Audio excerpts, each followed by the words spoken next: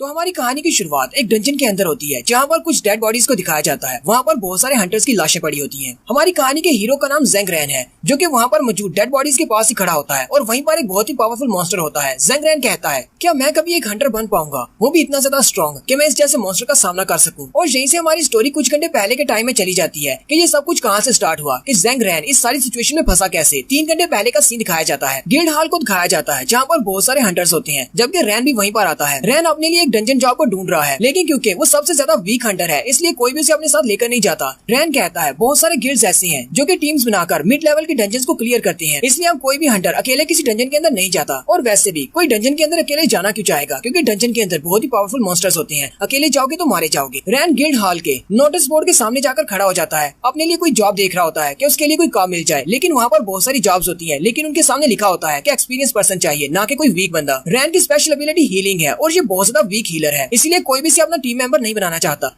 वहीं पर कुछ और हंटर्स भी खड़े होते हैं जो कि उसकी तरफ इशारा करते हुए एक दूसरे से बातें कर रहे होते हैं। ये सबसे ज्यादा वीक हंटर है, ये बहुत ही कमजोर हीलर है, इसे कोई भी अपनी टीम में नहीं लेना चाहता, लेकिन ये हर बार यहाँ पर आ जाता है, इसलिए आप अपने लाइसेंस को छोड़ देना चाहिए, ये एक हंटर बनने के लायक ही नहीं है। दूसरे वाला हंटर उसे कहता है, चलो फिर किसी और जगह चलकर खड़े होते हैं, कहीं ऐसा ना हो कि कोई गिल्ड वाला यहाँ पर आए और हमें भी इसके जैसा समझ ले। वो दोनों हंसते हंसते वहाँ से चले जाते हैं, जबकि ज़ेंग रैन उनकी सारी बातें सुन रहा होता है। रैन अभी वहीं पर खड़ा होता है कि उसका एक पुराना दोस्त जिसका नाम आरवी है वो वहीं पर आता है और कहता है, तो फाइनली मैंने तुम्हें ढूंढ ही लिया। आरवी एक अटैक टाइप का हंटर है, जबकि उसके साथ उसकी एक और दोस्त होती है जिसका नाम रीना है और वो एक मैजिशियन है। आरवी आते ही उसे कहता है, मुझे पता था तुम मुझे यहीं पर बोर्ड के सामने ही मिलोगे। रैन उन दोनों को वहाँ पर देखकर बहुत ज्यादा खुश हो जाता है और कहता है, मैं तो तुम दोनों को बधाई देना चाहता हूँ, क्योंकि तुम दोनों ने लेवल अप करने के बाद गिल्ड के अंदर तुम्हारी पोजीशन बढ़ चुकी है। रीना रैन से कहती है, तुम्हारा बहुत बहुत शुक्रिया, लेकिन हम लोग यहाँ पर तुम्हारी हेल्प लेने के लिए आए हैं। हम लोग एक डंजन के अंदर जाने वाले हैं और हमें एक हीलर की जरूरत है, तुम हमारे साथ चलो। आरवी उसे कहता है, मैंने एक बहुत ही नॉर्मल लेवल की डंजन को ढूंढा है, वहाँ पर डिफिकल्टी लेवल इतना ज्यादा हार्ड नहीं है, मॉन्स्टर्स भी बहुत ज्यादा वीक होंगे, इसलिए तुम हमारे साथ चल सकती हो, मैं तुम्हारा ध्यान रखूंगा।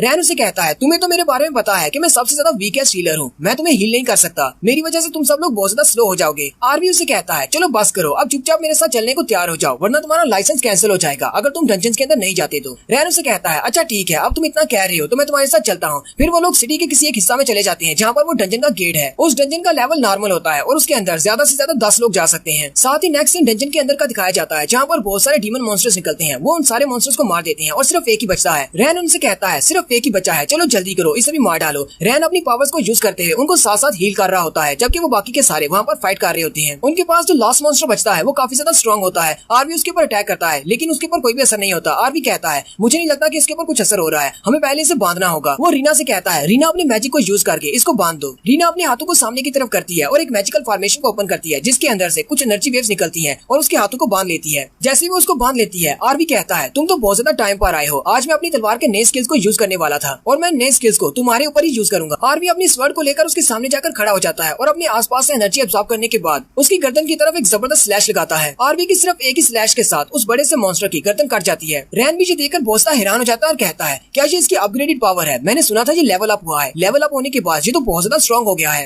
रैन आरवी की पावर्स को देखकर सोच रहा होता है, पता नहीं मेरे पास इस तरह की पावर्स कब आएंगी। हालांकि मैं भी एक हंटर हूँ, लेकिन मेरे पास कोई पावर नहीं है। उस मॉन्स्टर के मरने के बाद उसकी बॉडी हवा में डिसअपियर हो जाती है और वहाँ पर उसकी बॉडी से ट्रेजर्स निकलते हैं और उस मॉन्स्टर ने अपने पीछे एक क्रिस्टल और एक तलवार छोड़ी होती है। आरवी जल्दी से अपना हाथ आगे बढ़ाता है और तलवार को उठाने की बजाय पहले उस क्रिस्टल को उठा लेता है। रीना उसे कहती है, तुम तो बहुत ज्यादा लकी हो, तुम्हारे हाथ में एक हाई क्वालिटी का क्रिस्टल लग गया है, ये तो बहुत ज्यादा महंगा बिकेगा। आरवी हंसते हुए उससे कहता है, हाँ ये बहुत ज्यादा महंगा है, इसलिए इसे मैं अपने पास रखने वाला हूँ। फिर आरवी उस तलवार को भी उठा लेता है और कहता है, यहाँ पर तो एक वेपन भी है, हालांकि ये इतना ज्यादा कोई खास वेपन नहीं है। फिर वो उसे पीछे की तरफ फेंक देता है और कहता है, रैन तुम इसे रख सकते हो। रैन उस तलवार को कैच कर लेता है। आरवी उसे कहता है, हालांकि इसके एट्रीब्यूट्स इतने ज्यादा स्पेशल नहीं है, लेकिन तुम्हारे लिए बहुत ज्यादा खास है, क्योंकि तुम एक लो लेवल के हंटर हो, इसलिए तुम्हारे लिए ये भी अपग्रेडेड वर्जन की तलवार है। आरवी आगे बढ़ता है और रैन से कहता है, तुम्हें भी अपनी पावर्स को अपग्रेड करना होगा, बिना किसी वेपन के तुम अपनी पावर्स को कैसे बढ़ा सकते हो, वरना तुम हमेशा एक कमजोर हीलर बनकर रह जाओगे। आरवी उन सबसे कहता है, चलो वापस चलते हैं, ये डंजन क्लियर हो चुकी है, यहाँ से जो मिलना था वो हमने हासिल कर लिया है। फिर वो सारे लोग डंजन से बाहर की तरफ चलना शुरू करते हैं। आरवी रैन से कहता है, तुम्हारा बहुत बहुत शुक्रिया हमारे साथ आने के लिए। रैन से कहता है, तलवार देने के लिए तुम्हारा शुक्रिया। आरवी कहता है, अगली बार हमारे साथ जरूर आना, शायद इसी तरह का तुम्हें कोई और ट्रेजर मिल जाए।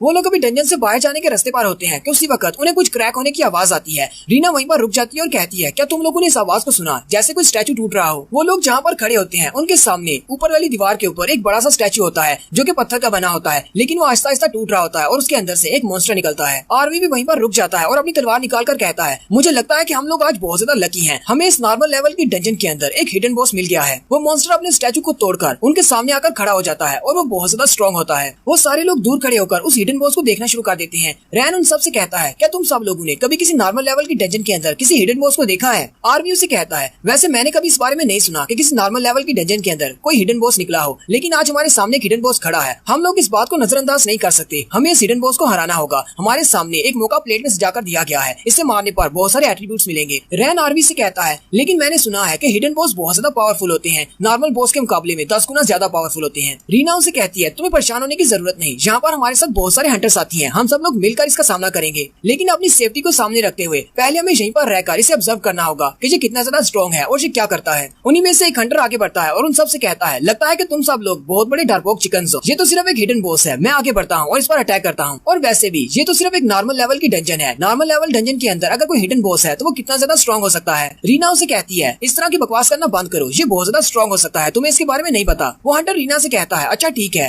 पहले मैं जाकर इस पर अटैक करता हूँ, तुम लोग देख लेना ये कितना ज्यादा स्ट्रॉन्ग है। वो हंटर अपनी स्पेशल पावर जिसका नाम सीड ऑफ गॉड होता है उसको एक्टिवेट करता है। उसके हाथ में एक बड़ा सा कुल्हाड़ा होता है और साथ उसकी आंखें भी चमकना शुरू हो जाती हैं, जबकि हिडन बॉस के पास अपना एक बड़ा सा साइट होता है। आरवी उस हंटर को फिर से रोकने की कोशिश करता है और कहता है, मेरी बात मान लो, यहीं पर रुको, तुम अकेले इसका सामना नहीं कर पाओगे, ये एक हिडन बॉस है, हिडन बॉस बहुत ज्यादा स्ट्रॉन्ग होते हैं। वो उसकी बात नहीं सुनता और हंसता हुआ आगे बढ़ जाता है और कहता है, लगता है तुम मुझे बहुत ज्यादा अंडर एस्टिमेट कर रहे हो। वो हंटर अपना कुल्हाड़ा लेकर भागते हुए हिडन बॉस की तरफ अटैक करने के लिए आगे बढ़ता है, जबकि हिडन बॉस बड़ी ही आराम से उसके सामने खड़ा होता है। वो हंटर उस हिडन बॉस के करीब पहुंचकर एक जबरदस्त जंप लगाता है और उसके सर में अपने कुल्हाड़े से अटैक करने लगता है। उसी वक्त वो हिडन बॉस उस हंटर की तरफ देखता है और हल्का सा मुस्कुराता है, और इसकी हल्की सी मुस्कुराहट भी बहुत ज्यादा डरावनी है। उस हंटर का कुल्हाड़ा उस हिडन बॉस के सिर के बहुत ज्यादा करीब होता है, लेकिन पलक झपकने की स्पीड से वो हिडन बॉस अपने साइड को सामने की तरफ करता है और उसे घुमाना शुरू करता है। वो अपने साइड को पंखे की तरह घुमाता है, जिसकी वजह से उसका साइड उस हंटर पर लगता है और उस हंटर के छोटे छोटे टुकड़े हो जाते हैं, यानी कि उस हंटर की टांगे अलग हो जाती हैं, हाथ अलग हो जाते हैं, सर अलग हो जाता है। जबकि बाकी के जितने भी हंटर्स होते हैं वो सारे इस सीन को देखकर बहुत ज्यादा डर जाते हैं। आरवी अपने साथ खड़ी एक और मैजिशियन लड़की से कहता है, चलो जल्दी करो, इस बॉस के एट्रीब्यूट्स यानी कि इसके स्टेटस को चेक करो, इसके पास कौन से स्टेटस पॉइंट्स हैं। वो लड़की उसे कहती है, अच्छा ठीक है। वो जल्दी से अपनी मैजिकल पावर को यूज करते हुए उसके फोर्स स्किल्स को चेक करती है, लेकिन साथ ही वो लड़की बहुत ज्यादा हैरान हो जाती है क्योंकि उसके स्टैट्स बहुत ज्यादा हाई होते हैं। उस हिडन बॉस की health, energy, attack power, defence, speed, strength, agility और इंटेलिजेंस सब कुछ बहुत ज्यादा हाई होता है, एक नॉर्मल बॉस के मुकाबले में बहुत ज्यादा हाई। वो लड़की जो कि उसके स्टेटस को चेक कर रही होती है वो ये देखकर बहुत ज्यादा डर जाती है और वो नीचे गिर जाती है, और वो चिल्लाते हुए कहती है, ऐसा नहीं हो सकता, ये हिडन बॉस तो बहुत ज्यादा पावरफुल है, यहाँ पर जितने भी लोग हैं वो सारे इसके हाथों मारे जाएंगे। आरवी उसे कहता है, तुम्हें पैनिक होने की जरूरत नहीं है, जल्दी से बताओ तुमने इसके स्टेटस में क्या देखा। वो लड़की आरवी से कहती है, हालांकि इसकी हेल्थ इतनी ज्यादा नहीं है, लेकिन नॉर्मल बॉस के मुकाबले में इसके बाकी के जितने भी एट्रीब्यूट्स हैं वो 10 गुना ज्यादा हैं। रैन भी उसकी बात सुनकर बहुत ज्यादा हैरान हो जाता है। वो लड़की उन सब से कहती है, हम सब लोग यहाँ पर मरने वाले हैं। फिर वो आरवी से कहती है, आरवी हम लोग क्या करें, क्या हम लोग यहाँ से भाग चलें? आरवी से कहता है, नहीं हम लोग यहाँ से नहीं भागेंगे, ये सिर्फ एक ही बॉस है, अगर हम सब लोग मिलकर इस पर अटैक करेंगे तो हम इसे मार सकते हैं। आरवी बाकी के सारे टीम मेंबर से कहता है, सब लोग मेरी बात ध्यान से सुनो, हालांकि ये एक हिडन बॉस है और ये काफी ज्यादा स्ट्रॉन्ग है, अगर हम सब लोग मिलकर इस पर अटैक करेंगे तो ये भी हमारे सामने कमजोर पड़ जाएगा। जब तक हम लोग इसके अटैक को डॉज करते रहेंगे तो हमारे पास बचने का ही चांस है, तुम्हें बस इसके ऊपर अटैक करना है और इसके अटैक से बचना है। एक बार हम लोग इस बॉस को मार दें, उसके बाद हम सब लोग मिलकर इस डंजन से बाहर जाएंगे। चलो फिर अपना बेस्ट देते हैं, और इस बॉस पर अटैक करने का सिर्फ एक ही मौका मिलेगा, अब इस मौके को गंवाना मत। चलो सभी लोग रेडी हो जाओ, इसके ऊपर अटैक करते हैं। आरवी भी अपनी तलवार लेकर उस पर अटैक करने के लिए रेडी हो जाता है, जबकि हिडन बॉस तो पहले से उन्हें मारने के लिए रेडी बैठा है, जबकि वो हिडन बॉस उनके सामने खड़ा होता है। फिर वो सारे लोग आगे बढ़ते हैं और उसके ऊपर अटैक कर देते हैं। आरवी उन सब से कहता है, हिडन बॉस के ऊपर अटैक करो और साथ ही इसके अटैक्स को भी डॉज करना, अगर इसने तुम पर अटैक कर दिया तो तुम्हारे टुकड़े हो जाएंगे। कुछ हंटर्स भागते हुए सामने की तरफ से उसके ऊपर अटैक करते हैं, लेकिन हिडन बॉस अपने साइड को घुमाता है और सारे के सारे पीछे की तरफ गिर जाते हैं, जबकि रीना भी अपने बाकी के मैजिशियंस के साथ खड़ी होती है और उनको लीड कर रही होती है। वो उन सबके साथ मिलकर उसके ऊपर फायर अटैक करती है। वो सारे मैजिशियन अपने फायर अटैक की मदद से उसके बाजू और टांगों के ऊपर अटैक करते हैं। हिडन बॉस को भी काफी ज्यादा डैमेज बर्दाश्त करना पड़ रहा होता है। बाकी के टीममेट्स हंटर ये देखकर काफी ज्यादा खुश हो जाते हैं और कहते हैं, अगर हमारे मैजिशियंस इसी तरह इस पर अटैक करते रहे तो हमारे पास जीतने का एक चांस है, हम लोग इस हिडन बॉस को मार डालेंगे। जबकि वो लड़की जो कि पहले उसके स्टैट्स चेक कर रही थी, पिछले एपिसोड ने जिसके उसके स्टैट्स चेक किए थे, वो अभी भी उसके स्टैट्स देख रही होती है और कहती है, बस इसी तरह इसके ऊपर अटैक करते रहो, इसकी हेल्थ रेशो बहुत ज्यादा कम रह गई है, ये बहुत ही जल्दी मरने वाला है। आरवी उस लड़की की बात सुनने के बाद बाकी सबसे कहता है, तुम लोगों ने सुन लिया, इस मॉन्स्टर की एचपी कम हो रही है, जल्दी से इसके ऊपर अटैक करते रहो, अपने हीलर्स को प्रोटेक्ट करो और अपने मैजिशियंस को भी। उसी वक्त वो हिडन बॉस अपने साइड को घुमाते हुए आरवी के ऊपर अटैक करता है। आरवी जल्दी से जंप करते हुए साइड पर हो जाता है। रीना बाकी के सारे मैजिशियन से कहती है, जल्दी से अपनी फायर पावर को बढ़ाओ और उसके ऊपर अटैक करते रहो, ये बहुत ही जल्दी हार मान लेगा, इसकी एचपी बहुत ज्यादा लो रह चुकी है। वो अपनी फायर पावर को बढ़ाते हैं और उसके ऊपर फायर अटैक करते जाते हैं और उनका फायर अटैक उस हिडन बॉस के ऊपर काफी ज्यादा असर भी कर रहा होता है। हिडन बॉस की एचपी बहुत ज्यादा लो हो जाती है। वो सारे हंटर्स काफी ज्यादा खुश होते हैं कि इसी तरह अगर हम इसके ऊपर अटैक करते रहे तो ये हिडन बॉस बहुत ही जल्दी कोलैप्स हो जाएगा। चाहे इसके बाकी के सारे स्टैट्स बहुत ज्यादा स्ट्रॉन्ग है, लेकिन फिर भी इसकी हेल्थ अगर इसी तरह कम होती रही तो ये बेकार है। वो सारे मैजिशियन जो कि उसके ऊपर अटैक कर रहे थे, वहाँ पर एक जबरदस्त धमाका होता है और इस बार दिखाते हैं कि हिडन बॉस बहुत ज्यादा गुस्सा हो जाता है और वो अपने साइड को घुमाते हुए अपने सामने मौजूद एक हंटर को मार देता है। बाकी के सारे हंटर्स कहते हैं, चलो जल्दी से सब लोग मिलकर आगे बढ़ते हैं और इसको मार देते हैं, क्योंकि इसके एचपी स्टेटस बहुत ज्यादा कम हो चुका है। अगर हम लोग इसी तरह लगातार इस पर अटैक करते रहे तो ये बहुत ही जल्दी मर जाएगा। लेकिन जैसे ही वो उसके करीब जाने लगते हैं, वो हिडन बॉस अपने एक स्पेशल स्किल को एक्टिवेट करता है। वो अपने हाथ को सामने की तरफ करते हुए अपने पास एक लेजर बीम शूट करता है। आरवी भी ये देखकर बहुत ज्यादा हैरान हो जाता है और कहता है, ये क्या है, क्या ये मॉन्स्टर अपने रेज मूड में जा रहा है, या फिर ये हिडन बॉस की मैडनेस मूव है। हिडन बॉस लेजर बीम को शूट करने के बाद हल्का सा मुस्कुराता है। रैन आगे बढ़ता है और आरवी से कहता है, क्या हुआ, क्या यहाँ पर कोई मसला है, ये मैडनेस या फिर रेज मूड क्या होता है? थोड़ी देर पहले तो ये बॉस मरने वाला था, इसकी एचपी बहुत ज्यादा लो हो चुकी थी। रीना उसे कहती है, मैडनेस एक स्पेशल स्किल है, ये एक ऐसा स्पेशल स्किल है जो कि सभी हिडन बॉस के पास नहीं होता, लेकिन जिसके पास भी ये स्पेशल स्किल होता है वो अपनी मैडनेस स्किल को एक्टिवेट करके अपनी हेल्थ को दोबारा से रीगेन कर सकता है और इसके स्टैट्स पहले से भी डबल हो जाते हैं। यानी कि जितनी स्पीड और पावर इसके पास पहले थी वो सारी अब डबल हो चुकी है। मुझे नहीं लगा था कि इसके पास भी इस तरह का कोई स्किल हो सकता है, क्योंकि ज्यादातर डंजन बॉस के पास ये मैडनेस वाला स्किल नहीं होता। रैन उसे कहता है, तो फिर अब हम लोग क्या करेंगे, क्या हम सब लोग यहीं पर मरने वाले हैं? आरवी उसे कहता है, नहीं, हमारे पास अभी एक मौका है, जब तक कि मैं अपनी स्वर्ड के अंदर बहुत सारी एनर्जी को जमा कर सकता हूँ, मुझे बस थोड़ा सा टाइम चाहिए। जैसे ही मैं एनर्जी को इकट्ठा कर लूंगा, मैं इसके ऊपर वन स्ट्राइक अटैक करूंगा और इसे मार डालूंगा। रैन उसे कहता है, क्या तुम्हें पक्का पता है कि तुम्हारा ये स्पेशल मूव काम करेगा? आरवी उसे कहता है, मुझे नहीं पता, ट्राई करने पर ही पता चलेगा। और साथ ही वो अपनी स्वर्ड में एनर्जी को इकट्ठा करना शुरू करता है। रीना उसे कहती है, तुम आराम से अपनी एनर्जी को इकट्ठा करो, मैं तुम्हें ज्यादा से ज्यादा टाइम बाई करके देती हूँ। रीना भी अपनी पावर्स को रिलीज करती है और उसे अपनी कुछ एनर्जी दे देती है, जो कि उसकी स्वर्ड में जाकर इकट्ठी हो जाती है। आरवी अपनी तलवार को लेकर जंप करते हुए उस पर अटैक करने के लिए आगे बढ़ता है और कहता है, अब तुम्हें यहीं पर मरना होगा। आरवी जंप करते हुए अपनी तलवार को घुमाते हुए उसके ऊपर एक स्लैश लगाता है, लेकिन आगे से वो उसे डॉज कर लेता है और वो भी अपने साइड को घुमाते हुए उसके ऊपर अटैक करने लगता है। जैसे ही उस पर अटैक करता है, आरवी जंप करते हुए साइड पर हो जाता है। वो हिडन बॉस हवा में उड़ना शुरू कर देता है और फिर से अपने लेजर वाले उसी स्पेशल स्किल को यूज करता है। वो आरवी के ऊपर अटैक कर रहा होता है, जबकि आरवी उससे बचता बचाता कहता है, मेरे पास अब एक चांस है, मैं इसके ऊपर अटैक कर सकता हूँ। आरवी भी काफी ज्यादा गुस्से में होता है और हिडन बॉस से कहता है, तुम्हारी हिम्मत कैसे हुई मेरे सामने फाइट बैक करने की, आज तुम मेरे हाथों से मरोगे। हिडन बॉस अपने लेजर अटैक को अपने हाथ से कंट्रोल कर रहा होता है। वो अपने हाथ से जिस तरह भी आरवी जाता है उसके पीछे पीछे लेजर शूट करता है। आरवी रीना से कहता है, अभी तुम्हारे पास टाइम है, जल्दी से अपने मैजिक स्किल को एक्टिवेट करो। और रीना अपने फायर मैजिक को यूज करते हुए अपने एक स्पेशल स्किल जिसका नाम रेड लोटस फायर होता है उसको एक्टिवेट करती है और बॉस के ऊपर पीछे से अटैक कर देती है। जबकि बॉस आरवी के ऊपर अटैक कर रहा था, उसका उसकी तरफ ध्यान नहीं था। बॉस उनकी फायर के साथ डायरेक्टली हिट होता है। आरवी उनसे कहता है, इतना काफी नहीं है, इसके ऊपर अटैक करते रहो, जरा भी मत रुकना जब तक कि मैं इसकी गर्दन न काट दूं। आरवी फिर से अपनी स्वर्ड उठाता है और बड़ी स्पीड के साथ उस बॉस को मारने के लिए आगे बढ़ता है। रीना की फायर ने हिडन बॉस को पूरी तरह से कवर किया होता है। आरवी उस फायर का फायदा उठाते हुए सीधा उस फायर के अंदर चला जाता है और अपनी तलवार को घुमाते हुए उसकी गर्दन के करीब पहुंच जाता है। उसी वक्त दिखाते हैं कि हिडन बॉस की आंखें चमकना शुरू हो जाती हैं और वहाँ पर एक जबरदस्त धमाका होता है, जबकि आरवी भी नीचे आ जाता है। रैन कहता है, क्या आरवी ने उसको मार डाला? रीना उसे कहती है, मुझे नहीं लगता, हिडन बॉस बहुत ज्यादा स्ट्रॉन्ग है, आरवी के इस अटैक के साथ वो उसे मार नहीं सकता। हिडन बॉस जो कि पहले हवा में उड़ा होता है, वो उस फायर में पूरी तरह कवर होता है और वो नीचे आ जाता है। जबकि हंटर्स काफी ज्यादा खुश हो जाते हैं और कहते हैं, लगता है कि आरवी ने इसे मार दिया, इसलिए वो नीचे आ गया है। कि आरवी को भी ऐसा ही लग रहा होता है कि उसने उसको मार दिया है। वो भी कहता है, चलो शुक्र है मैंने हिडन बॉस को मार दिया। जबकि वही लड़की जो कि हिडन बॉस के स्टैट्स पर नजर रखे हुए है, वो कहती है, नहीं, ऐसा नहीं हो सकता, आरवी ने अभी हिडन बॉस को नहीं मारा, हिडन बॉस अभी तक जिंदा है। वो लड़की चिल्लाते हुए बाकी सबसे कहती है, वो अभी तक जिंदा है, जल्दी से यहाँ से भागो वरना कोई भी जिंदा नहीं बचेगा। उनके सामने की तरफ से हिडन बॉस एक जबरदस्त चीख मारता है और आगे बढ़ने वाला स्टैंस लेता है, जैसा कि रनिंग के वक्त रनर्स लेते हैं। बड़ी स्पीड के साथ सबसे पहले उसी लड़की की तरफ आगे बढ़ता है जो कि हिडन बॉस के स्टैट्स को देखकर सबको वार्निंग दे रही थी कि वो अभी तक जिंदा है। वो लड़की चिल्लाकर उन सबसे कहती है, हिडन बॉस ने तो अभी तक कोई भी डैमेज नहीं लिया, लेकिन अभी तक तुम लोगों ने जितने भी इसके ऊपर अटैक किए हैं किसी ने भी उसको जरा भी डैमेज नहीं किया। लेकिन हिडन बॉस बड़ी स्पीड के साथ उस लड़की के बिल्कुल सामने आकर खड़ा हो जाता है और अपने पंजे को घुमाते हुए उसकी गर्दन को उड़ा देता है। उस लड़की का कटा हुआ सर बाकी के हंटर्स के पैरों में आकर गिरता है। वो हंटर्स बहुत ज्यादा घबरा जाते हैं। आर्मी चिल्लाकर उन सबसे कहता है, तुम सब लोग वहाँ पर खड़े खड़े क्या देख रहे हो, जल्दी से वहाँ से भागो अगर मरना नहीं चाहते। इस लड़की के मरने के बाद अगली बारी रीना की होती है। वो हिडन बॉस बड़ी स्पीड के साथ रीना के पीछे पहुंच जाता है। आर्मी और रैन उस मॉन्स्टर को रीना के पीछे देखकर बहुत ज्यादा घबरा जाते हैं और चिल्लाकर कहते हैं, ऐसा नहीं हो सकता। वो हिडन बॉस अपने पंजे को यूज करते हुए रीना के ऊपर भी अटैक करता है और रीना को भी टुकड़े टुकड़े कर देता है। उसके बाद वहाँ पर 3 हंटर्स इकट्ठे खड़े होते हैं। वो सारे बहुत ज्यादा घबराए होते हैं और उनके पास भागने का टाइम नहीं होता और वो एक दूसरे से कह रहे होते हैं, अब हम लोग क्या करें, हमारे पास यहाँ से भागने का जरा भी टाइम नहीं, हम लोग किस तरफ जाएं? उसी वक्त हिडन बॉस उनके करीब पहुंच जाता है। हिडन बॉस फिर से अपने पंजे को यूज करते हुए वहाँ पर जितने भी हंटर्स होते हैं उन सभी को एक एक करके मारता जा रहा होता है,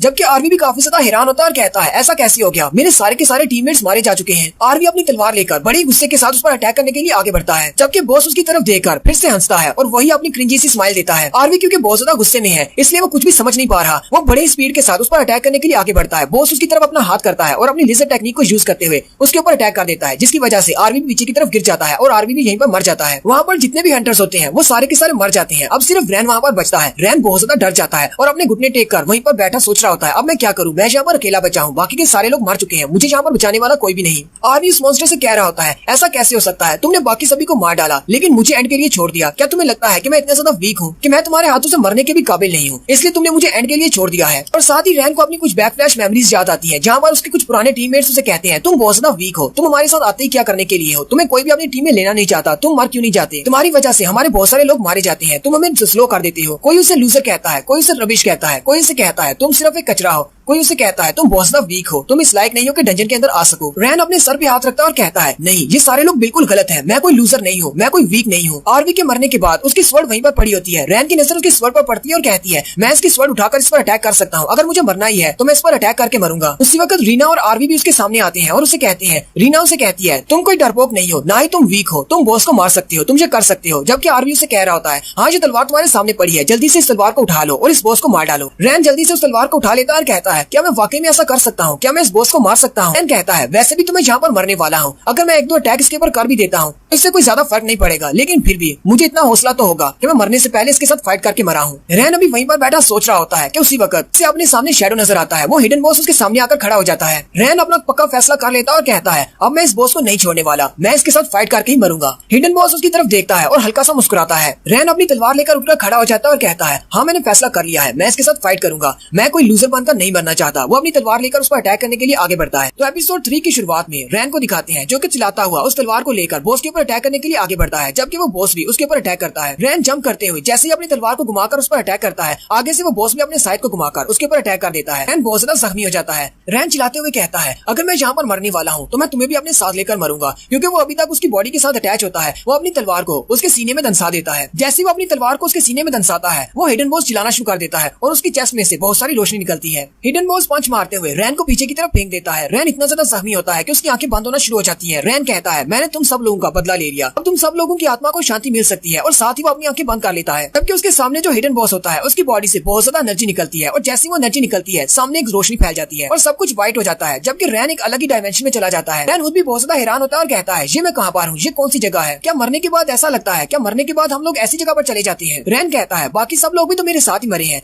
क्या पता मैं उन सब लोगों को भी यहाँ पर देख सकूं। रैन जल्दी से अपने कपड़ों की तरफ देखता है और कहता है मैंने कपड़े क्यों पहने हुए हैं जबकि मैं मर चुका हूँ, मरने के बाद कोई कपड़े कैसे पहन सकता है। उसी वक्त रैन के सामने एक विंडो ओपन होती है। रैन कहता है ये क्या है। उस विंडो के ऊपर लिखा होता है कंग्रेचुलेशन। उस विंडो में रैन से कहा जाता है कि तुमने एक सीक्रेट मिशन को अनलॉक कर लिया है, अब तुम्हें इस सिस्टम का हिस्सा बना दिया गया है। तुमने लास्ट हाई प्रीस्ट को मार दिया है जो कि इस डंजन का हिडन बॉस था, और साथ ही नीचे कंडीशंस लिखी होती हैं कि इस मिशन को पूरा करने की सिर्फ 4 कंडीशंस थी। नंबर 1 पूरी डंजन को क्लियर करना है, हिडन बॉस को मारना है। नंबर 3 बाकी के सारे टीममेट्स को मरना पड़ेगा और सिर्फ एक ही को जिंदा रहना पड़ेगा। और साथ ही उसके पास एक और विंडो ओपन होती है और कहा जाता है तुम्हें इस हिडन बॉस को मारने पर एक इनाम मिला है। फिर उसको उसका रिवार्ड दिखाया जाता है जो कि एक तलवार होती है और उसका नाम ब्लेड ऑफ इवोल्यूशन होता है। यानी कि रैन को उस डंजन में रिवार्ड के तौर पर एक ब्लेड मिला है जो कि इवोल्व हो सकता है, किसी भी कंडीशन में अपने आप को अपग्रेड कर सकता है। ये भी बिल्कुल सोलो लेवलिंग की तरह की स्टोरी है, लेकिन वहाँ पर वो अपनी स्ट्रेंथ को लेवल अप करता था, लेकिन यहाँ पर ये अपने ब्लेड को लेवल अप कर सकता है। नेक्स्ट सीन में फिर से उसी हिडन बॉस को दिखाते हैं जो कि एक मरे हुए टीममेट के बॉडी से उसका दिल निकाल कर खा रहा होता है, जबकि रैन भी वहीं पर खड़ा ये सब कुछ देख रहा होता है और वो बहुत ज्यादा घबरा जाता है क्योंकि वो जिस टीममेट का दिल निकाल कर खा रहा होता है वो उसका दोस्त आरवी होता है। हिडन बॉस उसके दिल को खाने के बाद हल्का सा मुस्कुराता है और फिर वो रैन की तरफ देखता है। फिर वो उठकर खड़ा हो जाता है और रैन की तरफ आगे बढ़ना शुरू करता है। रैन बहुत ज्यादा घबरा जाता है। हिडन बॉस उसके सामने आकर खड़ा हो जाता है और अपने पंजे को यूज करते हुए जैसे इस पर अटैक करने लगता है उसी वक्त रैन की आंख खुल जाती है। रैन जल्दी से उठकर बैठ जाता है। रैन अपने बिस्तर में लेटा होता है और कहता है मैंने फिर से वही सपना देखा, जब से मैं उस डंजन से जिंदा वापस आया हूँ तब से जो अजीब सा सपना मुझे बार बार आ रहा है। वो हिडन बॉस तो मेरे दिमाग से निकल ही नहीं रहा, वो इतना ज्यादा पावरफुल था। रैन यहीं पर अपने बारे में बताता है कि मेरा नाम ज़ेंग रैन है और मैं भी एक हंटर हूँ और मेरी हंटिंग टाइप हीलर है। हालांकि मैं एक बहुत ही कमजोर हीलर हूँ, मैं किसी को भी हील नहीं कर पाता। इसी वजह से बहुत सारे लोग मुझे डंजन में अपने साथ लेकर नहीं जाते, कोई भी मुझे अपना टीममेट नहीं बनाना चाहता, क्योंकि मैं बाकी सबको बहुत ज्यादा स्लो कर देता हूँ। लेकिन कुछ हफ्ते पहले मेरे दो दोस्त आरवी और रीना मेरे पास आए और मुझे एक नॉर्मल रैंक की डंजन के अंदर लेकर गए। वो नॉर्मल रैंक की डंजन हमारे लिए बहुत ज्यादा पावरफुल साबित हुई। वहाँ पर हमारा सामना एक हिडन बॉस के साथ हुआ। उस हिडन बॉस ने मेरे सारे साथियों को मार डाला। आरवी और रीना भी मारे गए, सिर्फ मैं ही वहाँ पर जिंदा बचा। रैन कहता है हालांकि आरवी के गिल्ड वालों ने इन्वेस्टिगेशन को रोक दिया है, वो मजीद इस मसले को इन्वेस्टिगेट नहीं कर रहे और मुझे छोड़ दिया गया है, लेकिन फिर भी लोगों ने बातें बनाना शुरू कर दी है। वो सब मुझे कर्स्ड हीलर कहते हैं। एक तो पहले मैं वीक था,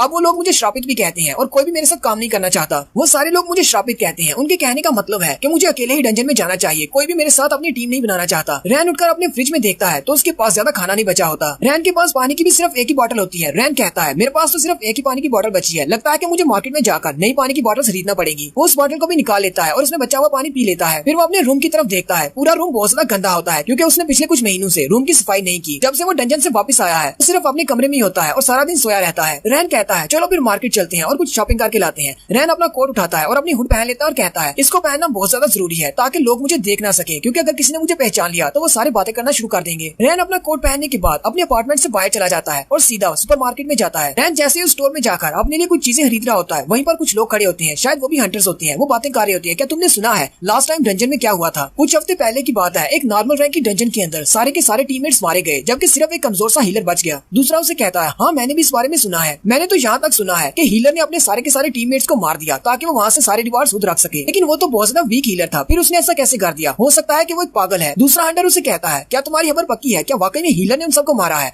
वो उसे कहता है हाँ मेरी खबर बहुत ज्यादा पक्की है, मेरा बड़ा भाई वो एक गिल्ड में काम करता है। दूसरा हंटर उसे कहता है तो इसका मतलब वो हीलर बहुत ज्यादा वीक है, सिर्फ उसने रिवार्ड्स लेने के लिए धोखे से अपने दोस्तों को मार डाला। अगर किसी दिन वो मुझे मिल गया तो मैं तो उसे अपने हाथों से मार डालूंगा। रैन भी उनकी सारी बातें सुन रहा होता है। रैन अपनी शॉपिंग करने के बाद काउंटर पर आ जाता है। रैन ने अपने लिए कुछ वाटर बॉटल्स और ब्रेड के पैकेट्स खरीदे होते हैं। वो काउंटर पर रखकर उसे कहता है मेरा बिल बना दो। काउंटर वाली लड़की उसे कहती है तुम्हारे टोटल 198 जुआन हो गए, क्या तुम बिल दोगे या फिर क्रेडिट कार्ड को यूज करोगे? रैन उस लड़की से कहता है मैं क्रेडिट कार्ड यूज करूंगा। वो अपना क्रेडिट कार्ड निकालकर उसको दे देता है। वो लड़की उसके क्रेडिट कार्ड को मशीन में यूज करती है और साथ ही वो हैरान हो जाती है और उसे कहती है सर आपके क्रेडिट कार्ड में इतने ज्यादा पैसे नहीं है, आपके पास पैसे बहुत ज्यादा कम है। इतने पैसे आपके पास है, आप सिर्फ ब्रेड के पैकेट्स ले सकते हैं, आपको वाटर बॉटल यहीं पर छोड़ना होंगी। रैन उसे कहता है अच्छा ठीक है मैं सिर्फ ब्रेड ही खरीद लेता हूँ और वो ब्रेड लेकर वहाँ से बाहर आ जाता है। रैन मार्केट से बाहर आने के बाद कहता है पिछले कुछ हफ्तों के बाद मैं पहली बार अपने रूम से बाहर निकला हूँ। रैन काफी ज्यादा उदास होता है और कहता है अब जबकि सभी लोगों को पता चल चुका है मैं एक श्रापित हीलर हूँ, कोई भी मुझे अपनी टीम में नहीं लेगा। मुझे पैसे कमाने के लिए कोई और काम करना होगा क्योंकि मेरे पास पहले से कोई टीम नहीं है और अब तो मेरे पास दोस्त भी नहीं बचे। आरवी और रीना दोनों ही मारे जा चुके हैं। रैन वहाँ से आगे चलना शुरू करता है और थोड़ी देर सोचने के बाद कहता है अब मैं क्या करूँ?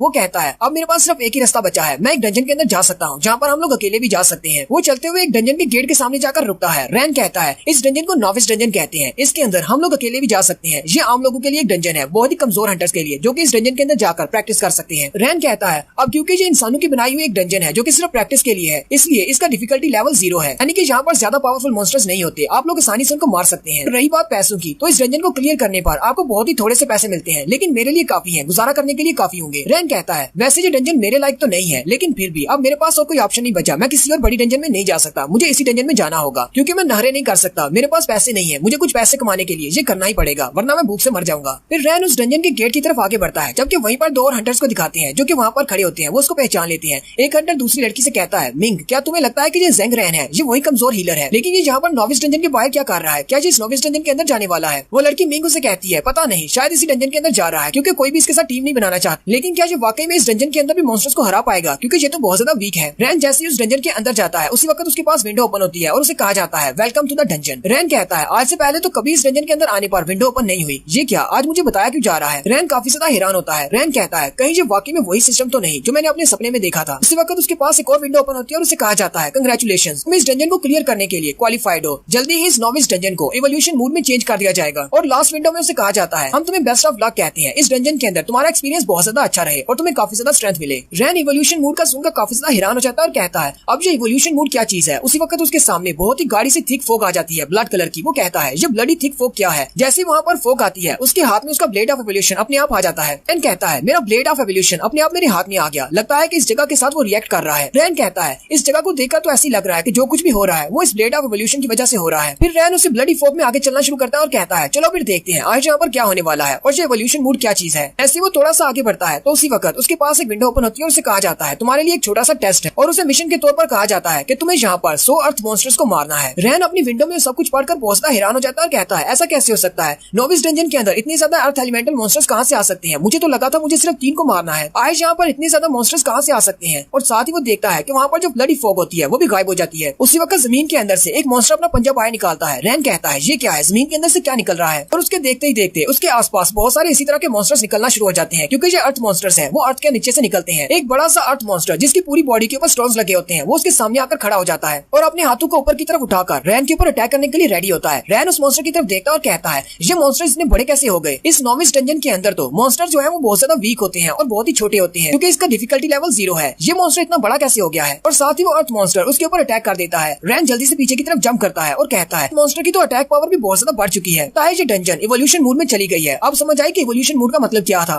इस बड़े से मॉन्स्टर को देखकर लगता तो नहीं कि जो मिशन इतना ज्यादा आसान होने वाला है, क्योंकि ये तो सिर्फ फेक है, मुझे पूरे 100 को मारना है। वो अर्थ मॉन्स्टर निकलते साथ ही उसके ऊपर पंच मारता है, लेकिन वो जल्दी से उसे डॉज कर लेता है। रैन कहता है हालांकि इस मॉन्स्टर का साइज काफी ज्यादा बड़ा हो गया है, लेकिन फिर भी इसकी स्पीड पहले जितनी ही स्लो है। रैन उसके सामने खड़ा होकर कहता है इसका साइज बहुत ज्यादा बड़ा है, लेकिन क्योंकि ये एक नोविस डंजन है और ये सिर्फ प्रैक्टिस के लिए है, इसलिए मुझे नहीं लगता ये इतना ज्यादा स्ट्रॉन्ग भी होगा, इसलिए मुझे भी पहले अपनी स्ट्रेंथ को ट्राई करना होगा। मैं देखता हूँ कि मुझे कितनी ज्यादा स्ट्रेंथ मिली है, शायद इस सिस्टम ने मुझे भी कुछ स्ट्रेंथ दी होगी। रैन जल्दी से अपने ब्लेड को वापस अपनी इन्वेंटरी में रख लेता है और कहता है मैं इसके साथ वेपन्स के साथ फाइट नहीं करूंगा, अपने बेयर हैंड से करूंगा। मैं इस पर पंचेस मारकर देखता हूँ कि मेरी स्ट्रेंथ कितनी ज्यादा बढ़ गई है। फिर रैन उसे पंच मारने के लिए आगे बढ़ता है और कहता है चलो फिर देखते हैं तुम्हारे अंदर कितना दम है। जब रैन उसे पंच मारने के लिए अपना पंच सामने की तरफ करता है तो वो अर्थ मॉन्स्टर भी अपने पंच को उसके सामने करता है। दोनों अपने पंचेस को टकराते हैं, क्योंकि दोनों की फोर्स तकरीबन सेम होती है, इसलिए दोनों का इफेक्ट कैंसिल हो जाता है। अर्थ मॉन्स्टर फिर से पंच मारने के लिए आगे बढ़ता है, जबकि रैन भी फिर से पंच मारता है। वो दोनों फिर से अपने पंचेस को टकराते हैं। रैन पीछे की तरफ हट जाता है और कहता है ये तो अपने पंचेस में बहुत ज्यादा स्ट्रॉन्ग है, मैंने जितना सोचा था ये उतना ज्यादा वीक नहीं है, लगता है कि मुझे अपने ब्लेड्स को यूज करना पड़ेगा। रैन फिर से अपने ब्लेड ऑफ इवोल्यूशन को निकाल लेता है और कहता है अब मुझे अपने ब्लेड से इसका सामना करना पड़ेगा। उसी वक्त वो अर्थ मॉन्स्टर फिर से उसे पंच मारता है। रैन जल्दी से उसे डॉज कर लेता है और कहता है तुम मिट्टी के ढेर, तुम्हें क्या लगता है कि तुम्हारे पंचेस से तुम मुझे हरा सकते हो। रैन के पास क्योंकि ब्लेड ऑफ इवोल्यूशन है, वो अपने ब्लेड को यूज करते हुए उसके पूरे बाजू को काट देता है। रैन कहता है मुझे कुछ बहुत सारा अजीब लग रहा है, ऐसे लग रहा है जैसे मेरी स्ट्रेंथ पहले से बहुत ज्यादा बढ़ गई है, क्योंकि मैं तो एक वीक हीलर हुआ करता था। फिर रैन अपने ब्लेड को घुमाते हुए उस मॉन्स्टर को मार देता है। जैसे वो एक मॉन्स्टर को मारता है वो अपने पीछे की तरफ देखता है तो पीछे से और भी बहुत सारे मॉन्स्टर्स निकल आते हैं। रैन कहता है अभी अभी मैंने एक को मारा है और यहाँ पर और भी बहुत सारे आ गए हैं, लगता है कि मुझे रेस्ट करने के लिए थोड़ा सा भी टाइम नहीं मिलने वाला, सारे के सारे 100 को मुझे अभी मारना होगा। रैन उन सबसे कहता है तुम सब लोगों को लगता है कि मैं बहुत ज्यादा वीक हूँ, लेकिन मैं इतना ज्यादा वीक नहीं हूँ, क्योंकि मैं एक हीलर हूँ। मैं अपनी हीलिंग एबिलिटी को यूज करते हुए अपनी बॉडी को बार बार हील कर सकता हूँ। अपने पास एक हीलिंग फॉर्मेशन को ओपन करता है और अपनी स्ट्रेंथ को बढ़ा लेता है, अपनी स्पीड को बढ़ाता है, साथ ही अपनी एजिलिटी को भी बढ़ा लेता है। ये सब कुछ करने के बाद वो अपना ब्लेड लेकर सामने की तरफ बढ़ जाता है। उसके सामने बहुत सारे अर्थ मॉन्स्टर्स होते हैं। रैन बड़ी स्पीड के साथ उन सब के बीच से गुजरता जाता है और अपने ब्लेड को यूज करते हुए उन सबको काटता जाता है, यहाँ तक कि थोड़ी ही देर में वो बहुत सारे अर्थ मॉन्स्टर्स को मार देता है, क्योंकि वो सारे मिट्टी और पत्थर के बने हुए हैं। जिस मॉन्स्टर के ऊपर भी वो अपने ब्लेड से अटैक करता है उस मॉन्स्टर के बाजू या टांगों को काट देता है, और साथ साथ उसके पास विंडोज ओपन हो रही होती है कि तुमने लेवल अप कर लिया है। वो जितनी बार मॉन्स्टर्स को मारता है उतनी बार उसके पास विंडो ओपन होती है कि तुमने लेवल अप कर लिया है। उसने टोटल 100 मॉन्स्टर्स को मारना होता है। वहाँ पर मौजूद 99 मॉन्स्टर्स को मारने के बाद उसके पास सिर्फ एक ही बचता है। रैन उसकी तरफ देखता है और कहता है अब तुम आखिरी बच्चे हो, तुम्हें तो मैं बड़ी ही शान से मारूंगा। रैन जल्दी से ऊपर की तरफ जंप करता है और अपने ब्लेड ऑफ इवोल्यूशन को यूज करते हुए उसकी गर्दन उड़ा देता है, जिससे उसके बाकी की बॉडी के टुकड़े टुकड़े हो जाते हैं। और उस आखिरी वाले को मारने पर भी उसे लेवल अप कहा जाता है और साथ ही विंडो ओपन होती है और कहा जाता है कंग्रेचुलेशन, तुमने फर्स्ट टेस्ट को पास कर लिया है। रैन उन सारे 100 मॉन्स्टर्स को मारने के बाद काफी ज्यादा थक जाता है और अपनी तलवार को वहीं पर टेक कर बैठ जाता है और कहता है मैं तो बहुत ज्यादा थक गया, इन सारे मॉन्स्टर्स को मारना इतना भी आसान नहीं था। उसी वक्त उसके पास विंडो ओपन होती है और कहा जाता है इन सारे मॉन्स्टर्स को मारने पर तुम्हें एक रिवार्ड दिया गया है। उसको जो रिवार्ड मिलता है उसका नाम अर्थ एसेंस होता है और उसे कहा जाता है तुम अपनी अर्थ एसेंस रिवार्ड को अपने वेपन के साथ फ्यूज कर सकते हो, यानी कि एक स्पेशल एबिलिटी होती है जिसको अपने वेपन के साथ फ्यूज करने के बाद वो इस स्किल को यूज कर सकता है। रैन कहता है चलो शुक्र है जो मिशन पूरा हुआ, ये तो बहुत ज्यादा थका देने वाला था। लेकिन साथ ही एक और विंडो ओपन होती है और उसे कहा जाता है तुमने पहले टेस्ट को पास कर लिया है, अब तुम्हारे पास सेकंड टेस्ट है। और इस बार उसे एक और टास्क दी जाती है। उसका मिशन ये होता है कि उसने 100 वाटर एलिमेंट्स को मारना है, यानी 100 वाटर मॉन्स्टर्स को मारना है।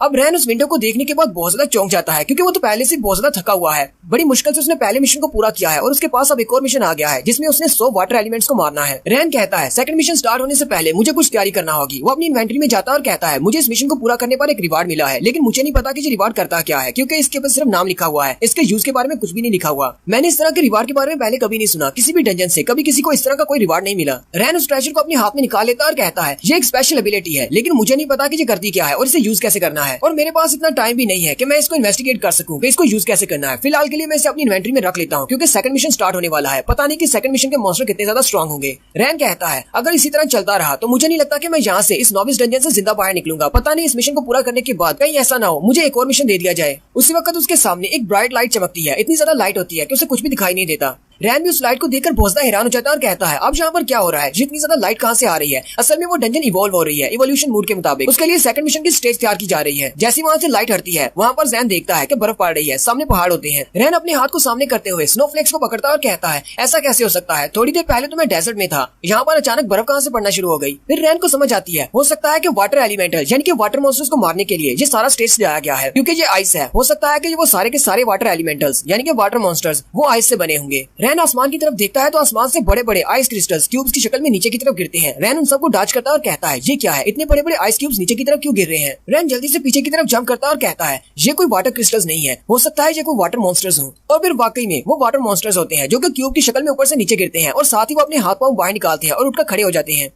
रैन उन सब की तरफ देखता है और कहता है हालांकि मैंने इस तरह के वाटर मॉन्स्टर्स के साथ पहले फाइट की हुई है, लेकिन लगता है कि इवोल्यूशन मूड की वजह से ये इवॉल्व हो गए हैं और ये भी पहले से काफी ज्यादा बड़े हो गए हैं और इनकी स्ट्रेंथ भी बढ़ गई होगी। एक वाटर मॉन्स्टर आगे बढ़ता है और रैन के ऊपर अटैक करता है, जबकि रैन पीछे की तरफ जंप करते हुए उसके ऊपर अपने स्वर्ड से अटैक करता है। रैन उसके सर के पास जाकर उसके सर पे अटैक करता है, लेकिन कुछ भी नहीं होता। रैन पीछे हट जाता है और कहता है इनके ऊपर मेरा ब्लेड ऑफ इवोल्यूशन काम नहीं कर रहा। रैन बार बार उसके ऊपर अटैक करता है, वो मॉन्स्टर भी उस पर अटैक कर रहा होता है, वो उसे पंजा मारता है, जबकि रैन उसके बाजू पर अटैक करता है और कहता है आखिर मेरा ब्लेड ऑफ इवोल्यूशन इसके ऊपर काम क्यों नहीं कर रहा। जब वो गौर से देखता है तो उसे पता चलता है कि इनके पास हीलिंग एबिलिटी है, ये अपनी बॉडी को उसी वक्त रीजनरेट कर लेते हैं। रैन कहता है अर्थ मॉन्स्टर्स के मुकाबले में ये वाली फाइट बहुत ज्यादा मुश्किल होने वाली है, क्योंकि ये सारे वाटर से बने हुए हैं और वाटर को हम लोग कट नहीं कर सकते। इनके पास हीलिंग एबिलिटी है, ये अपनी बॉडी को दोबारा से रीजनरेट कर लेते हैं, इसलिए मुझे लगता है कि इन सबको मारना बहुत ज्यादा मुश्किल हो सकता है। रैन फिर से वहीं पर बैठकर हार मान लेता है और कहता है अब मैं यहाँ पर मरने वाला हूँ, मुझसे कुछ नहीं होगा। काश मेरे पास कोई स्पेशल इफेक्ट होता या फिर कुछ स्पेशल एबिलिटी होती जिससे मैं इनको मार सकता। चाहे मैं इनके ऊपर कितना भी अटैक कर लूँ ये अपने आप को रीजनरेट कर लेंगे, तो फिर मेरा इनसे फाइट करने का फायदा ही क्या है। रैन अपना सर झुकाकर वहीं पर बैठ जाता है, जबकि उसके सामने बहुत सारे आइस एलिमेंटल्स खड़े होते हैं। रैन अपने आप से कहता है क्या मैं वाकई में यहाँ पर मरने वाला हूँ। उसी वक्त उसके पास विंडो ओपन होती है और उसे कहा जाता है ये सिस्टम टिप्स हैं, पिछले मिशन में जो तुम्हें रिवार्ड मिला था तुम उसे अपने स्वर्ड के साथ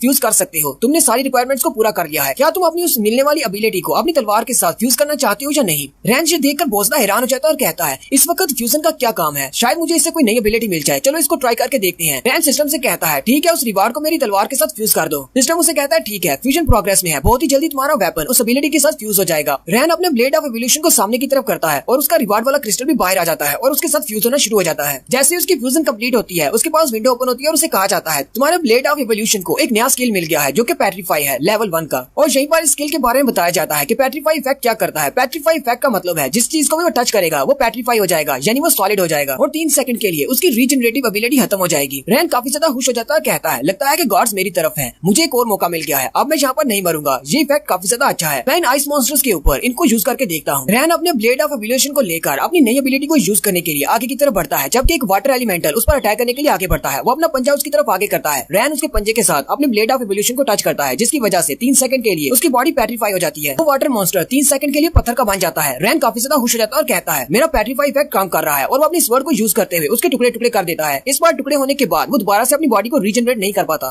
रैन उन सारे मॉन्स्टर से कहता है चलो ठीक है आ जाओ कमीनो, मैं तुम सबको एक एक करके मारूंगा, अब मेरे पास भी एक स्किल आ गया है। उसके सामने बहुत सारे वाटर मॉन्स्टर्स होते हैं। रैन बड़ी स्पीड के साथ उन सब की तरफ आगे बढ़ता है, बिल्कुल वैसे ही जैसे उसने अर्थ मॉन्स्टर्स को मारा था। वो उन सब के दरमियान में घुस जाता है और जिसको भी अपनी स्वर्ड से टच करता है वो पेट्रीफाई हो जाता है, यानी वो पत्थर का बन जाता है। फिर अपनी तलवार का अटैक करते हुए वो उनके टुकड़े कर देता है। वहाँ पर उसके सामने जितने भी वाटर मॉन्स्टर्स होते हैं रैन उन सबको मारने के बाद कहता है लगता है कि मैंने सभी को मार दिया, क्योंकि वहाँ पर अब कोई भी नहीं बचा होता। वो अपने सिस्टम में देखता है अपने मिशन के बारे में, तो वहाँ पर लिखा होता है तुमने अभी तक सिर्फ 99 को मारा है, एक अभी भी रहता है। रैन अपने सिस्टम को देखकर काफी ज्यादा हैरान होता है और कहता है लगता है कि सिस्टम में कोई एरर आ गया है, मैंने तो सब के सबको मार दिया है, यहाँ पर तो मुझे और कोई भी दिखाई नहीं दे रहा, फिर सिस्टम क्यों कह रहा है कि यहाँ पर अभी एक बाकी है। थोड़ी देर के बाद रैन जैसे पीछे की तरफ देखता है तो उसने जितने भी वाटर एलिमेंटल्स को मारा होता है उन सभी के टुकड़े इकट्ठे होते हैं और एक बन जाते हैं। वो जब गौर से देखता है तो वहाँ पर उनकी आइस क्वीन होती है। रैन उसको देखकर काफी ज्यादा घबरा जाता है और कहता है ये तो स्नो क्वीन है, बाकी के सारे वाटर मॉन्स्टर्स को मिलाकर एक स्नो क्वीन बनी है। इस अकेली स्नो क्वीन के पास 99 मॉन्स्टर्स की पावर है, ये बहुत ज्यादा स्ट्रॉन्ग होने वाली है। रैन वैसे तो उसे देखकर काफी ज्यादा घबरा जाता है और कहता है क्या ये भी एक हिडन बॉस है,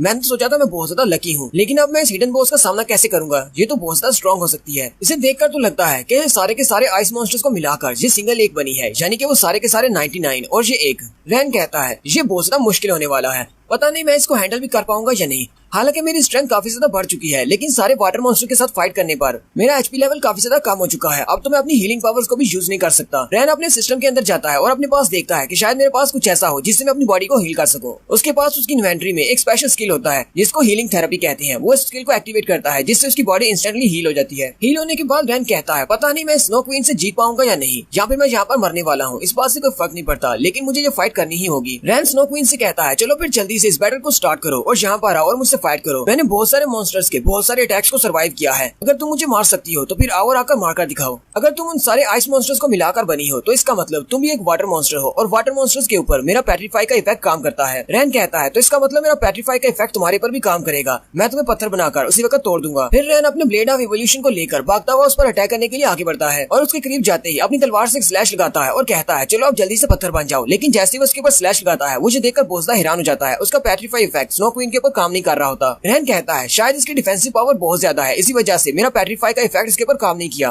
रैन सोच रहा होता है अब मैं क्या करूं, मेरा पेट्रीफाई वाला इफेक्ट इसके ऊपर काम नहीं कर रहा। अगर मैं अपने ब्लेड ऑफ इवोल्यूशन का इसके ऊपर यूज नहीं कर सकता तो फिर मुझे क्या करना चाहिए? क्या मुझे नॉर्मल अटैक्स यूज करने चाहिए? स्नो क्वीन भी रैन की तरफ देख और फिर अपने आइस मैजिक को यूज करते हुए अपने पास आइस से बनी हुई एक बड़ी सी तलवार बना लेती है। उसकी उस तलवार में से बहुत सारी पावर रिलीज हो रही होती है। रैन उसकी तरफ देखकर कहता है अभी तो बैटल स्टार्ट हुई है और ये हिडन बॉस अपनी अल्टीमेट मूव को अभी से यूज कर रही है। स्नो क्वीन अपनी तलवार को ऊपर की तरफ उठाते हुए अपनी एनर्जी को रिलीज करती है जिससे आसमान से बड़े बड़े आइस क्रिस्टल नीचे की तरफ गिरते हैं। रैन उन सारे आइस क्रिस्टल्स को डॉज करता हुआ पीछे की तरफ हट जाता है। रैन बड़ी मुश्किल से उन सबसे बचता बचाता इधर उधर भाग रहा होता है और कहता है इसका अल्टीमेट मूव तो बहुत ज्यादा पावरफुल है, मुझे अपने आप को इन आइस क्रिस्टल से बचाना होगा। अगर मैं किसी एक के नीचे आ गया तो मेरे टुकड़े हो जाएंगे। रैन भागते भागते रुक जाता है और कहता है मैं कब तक इसके अटैक्स को इसी तरह भागते भागते डॉज करूंगा, मुझे कुछ ना कुछ तो करना होगा। वो कहता है मुझे कोई मौका देकर इसके ऊपर अटैक करना होगा। वो उसके आइस क्रिस्टल से बचता हुआ भागता हुआ उसकी तरफ जाता है और कहता है अभी मेरे पास चांस है। रैन अपने छोटे डैगर के साथ उसके पेट पर अटैक करता है और कहता है मैंने तो इसको हिट कर लिया। और साथ ही उसी वक्त दिखाते हैं स्नो क्वीन भी अपने पास एक छोटा ब्लेड बना लेती है और उसके ऊपर अटैक करती है। रैन कहता है जैसा कि मैंने सोचा था बिल्कुल वैसा ही हो रहा है, मुझे लगा ही था कि मेरे नॉर्मल अटैक्स इसके ऊपर काम करेंगे और सिर्फ नॉर्मल अटैक्स ही नहीं बल्कि स्नो क्वीन भी बिल्कुल वैसे रिएक्ट कर रही है जैसे मैं कर रहा हूँ। पहले मैंने ब्लेड ऑफ इवोल्यूशन को निकाला था, इसने भी अपने पास एक बड़ी तलवार निकाल ली। रैन कहता है अगर मैं इसके ऊपर कॉमन अटैक से अटैक करता हूँ तो ये भी मेरे पर कॉमन अटैक करेगी, अल्टीमेट मूव यूज नहीं करेगी।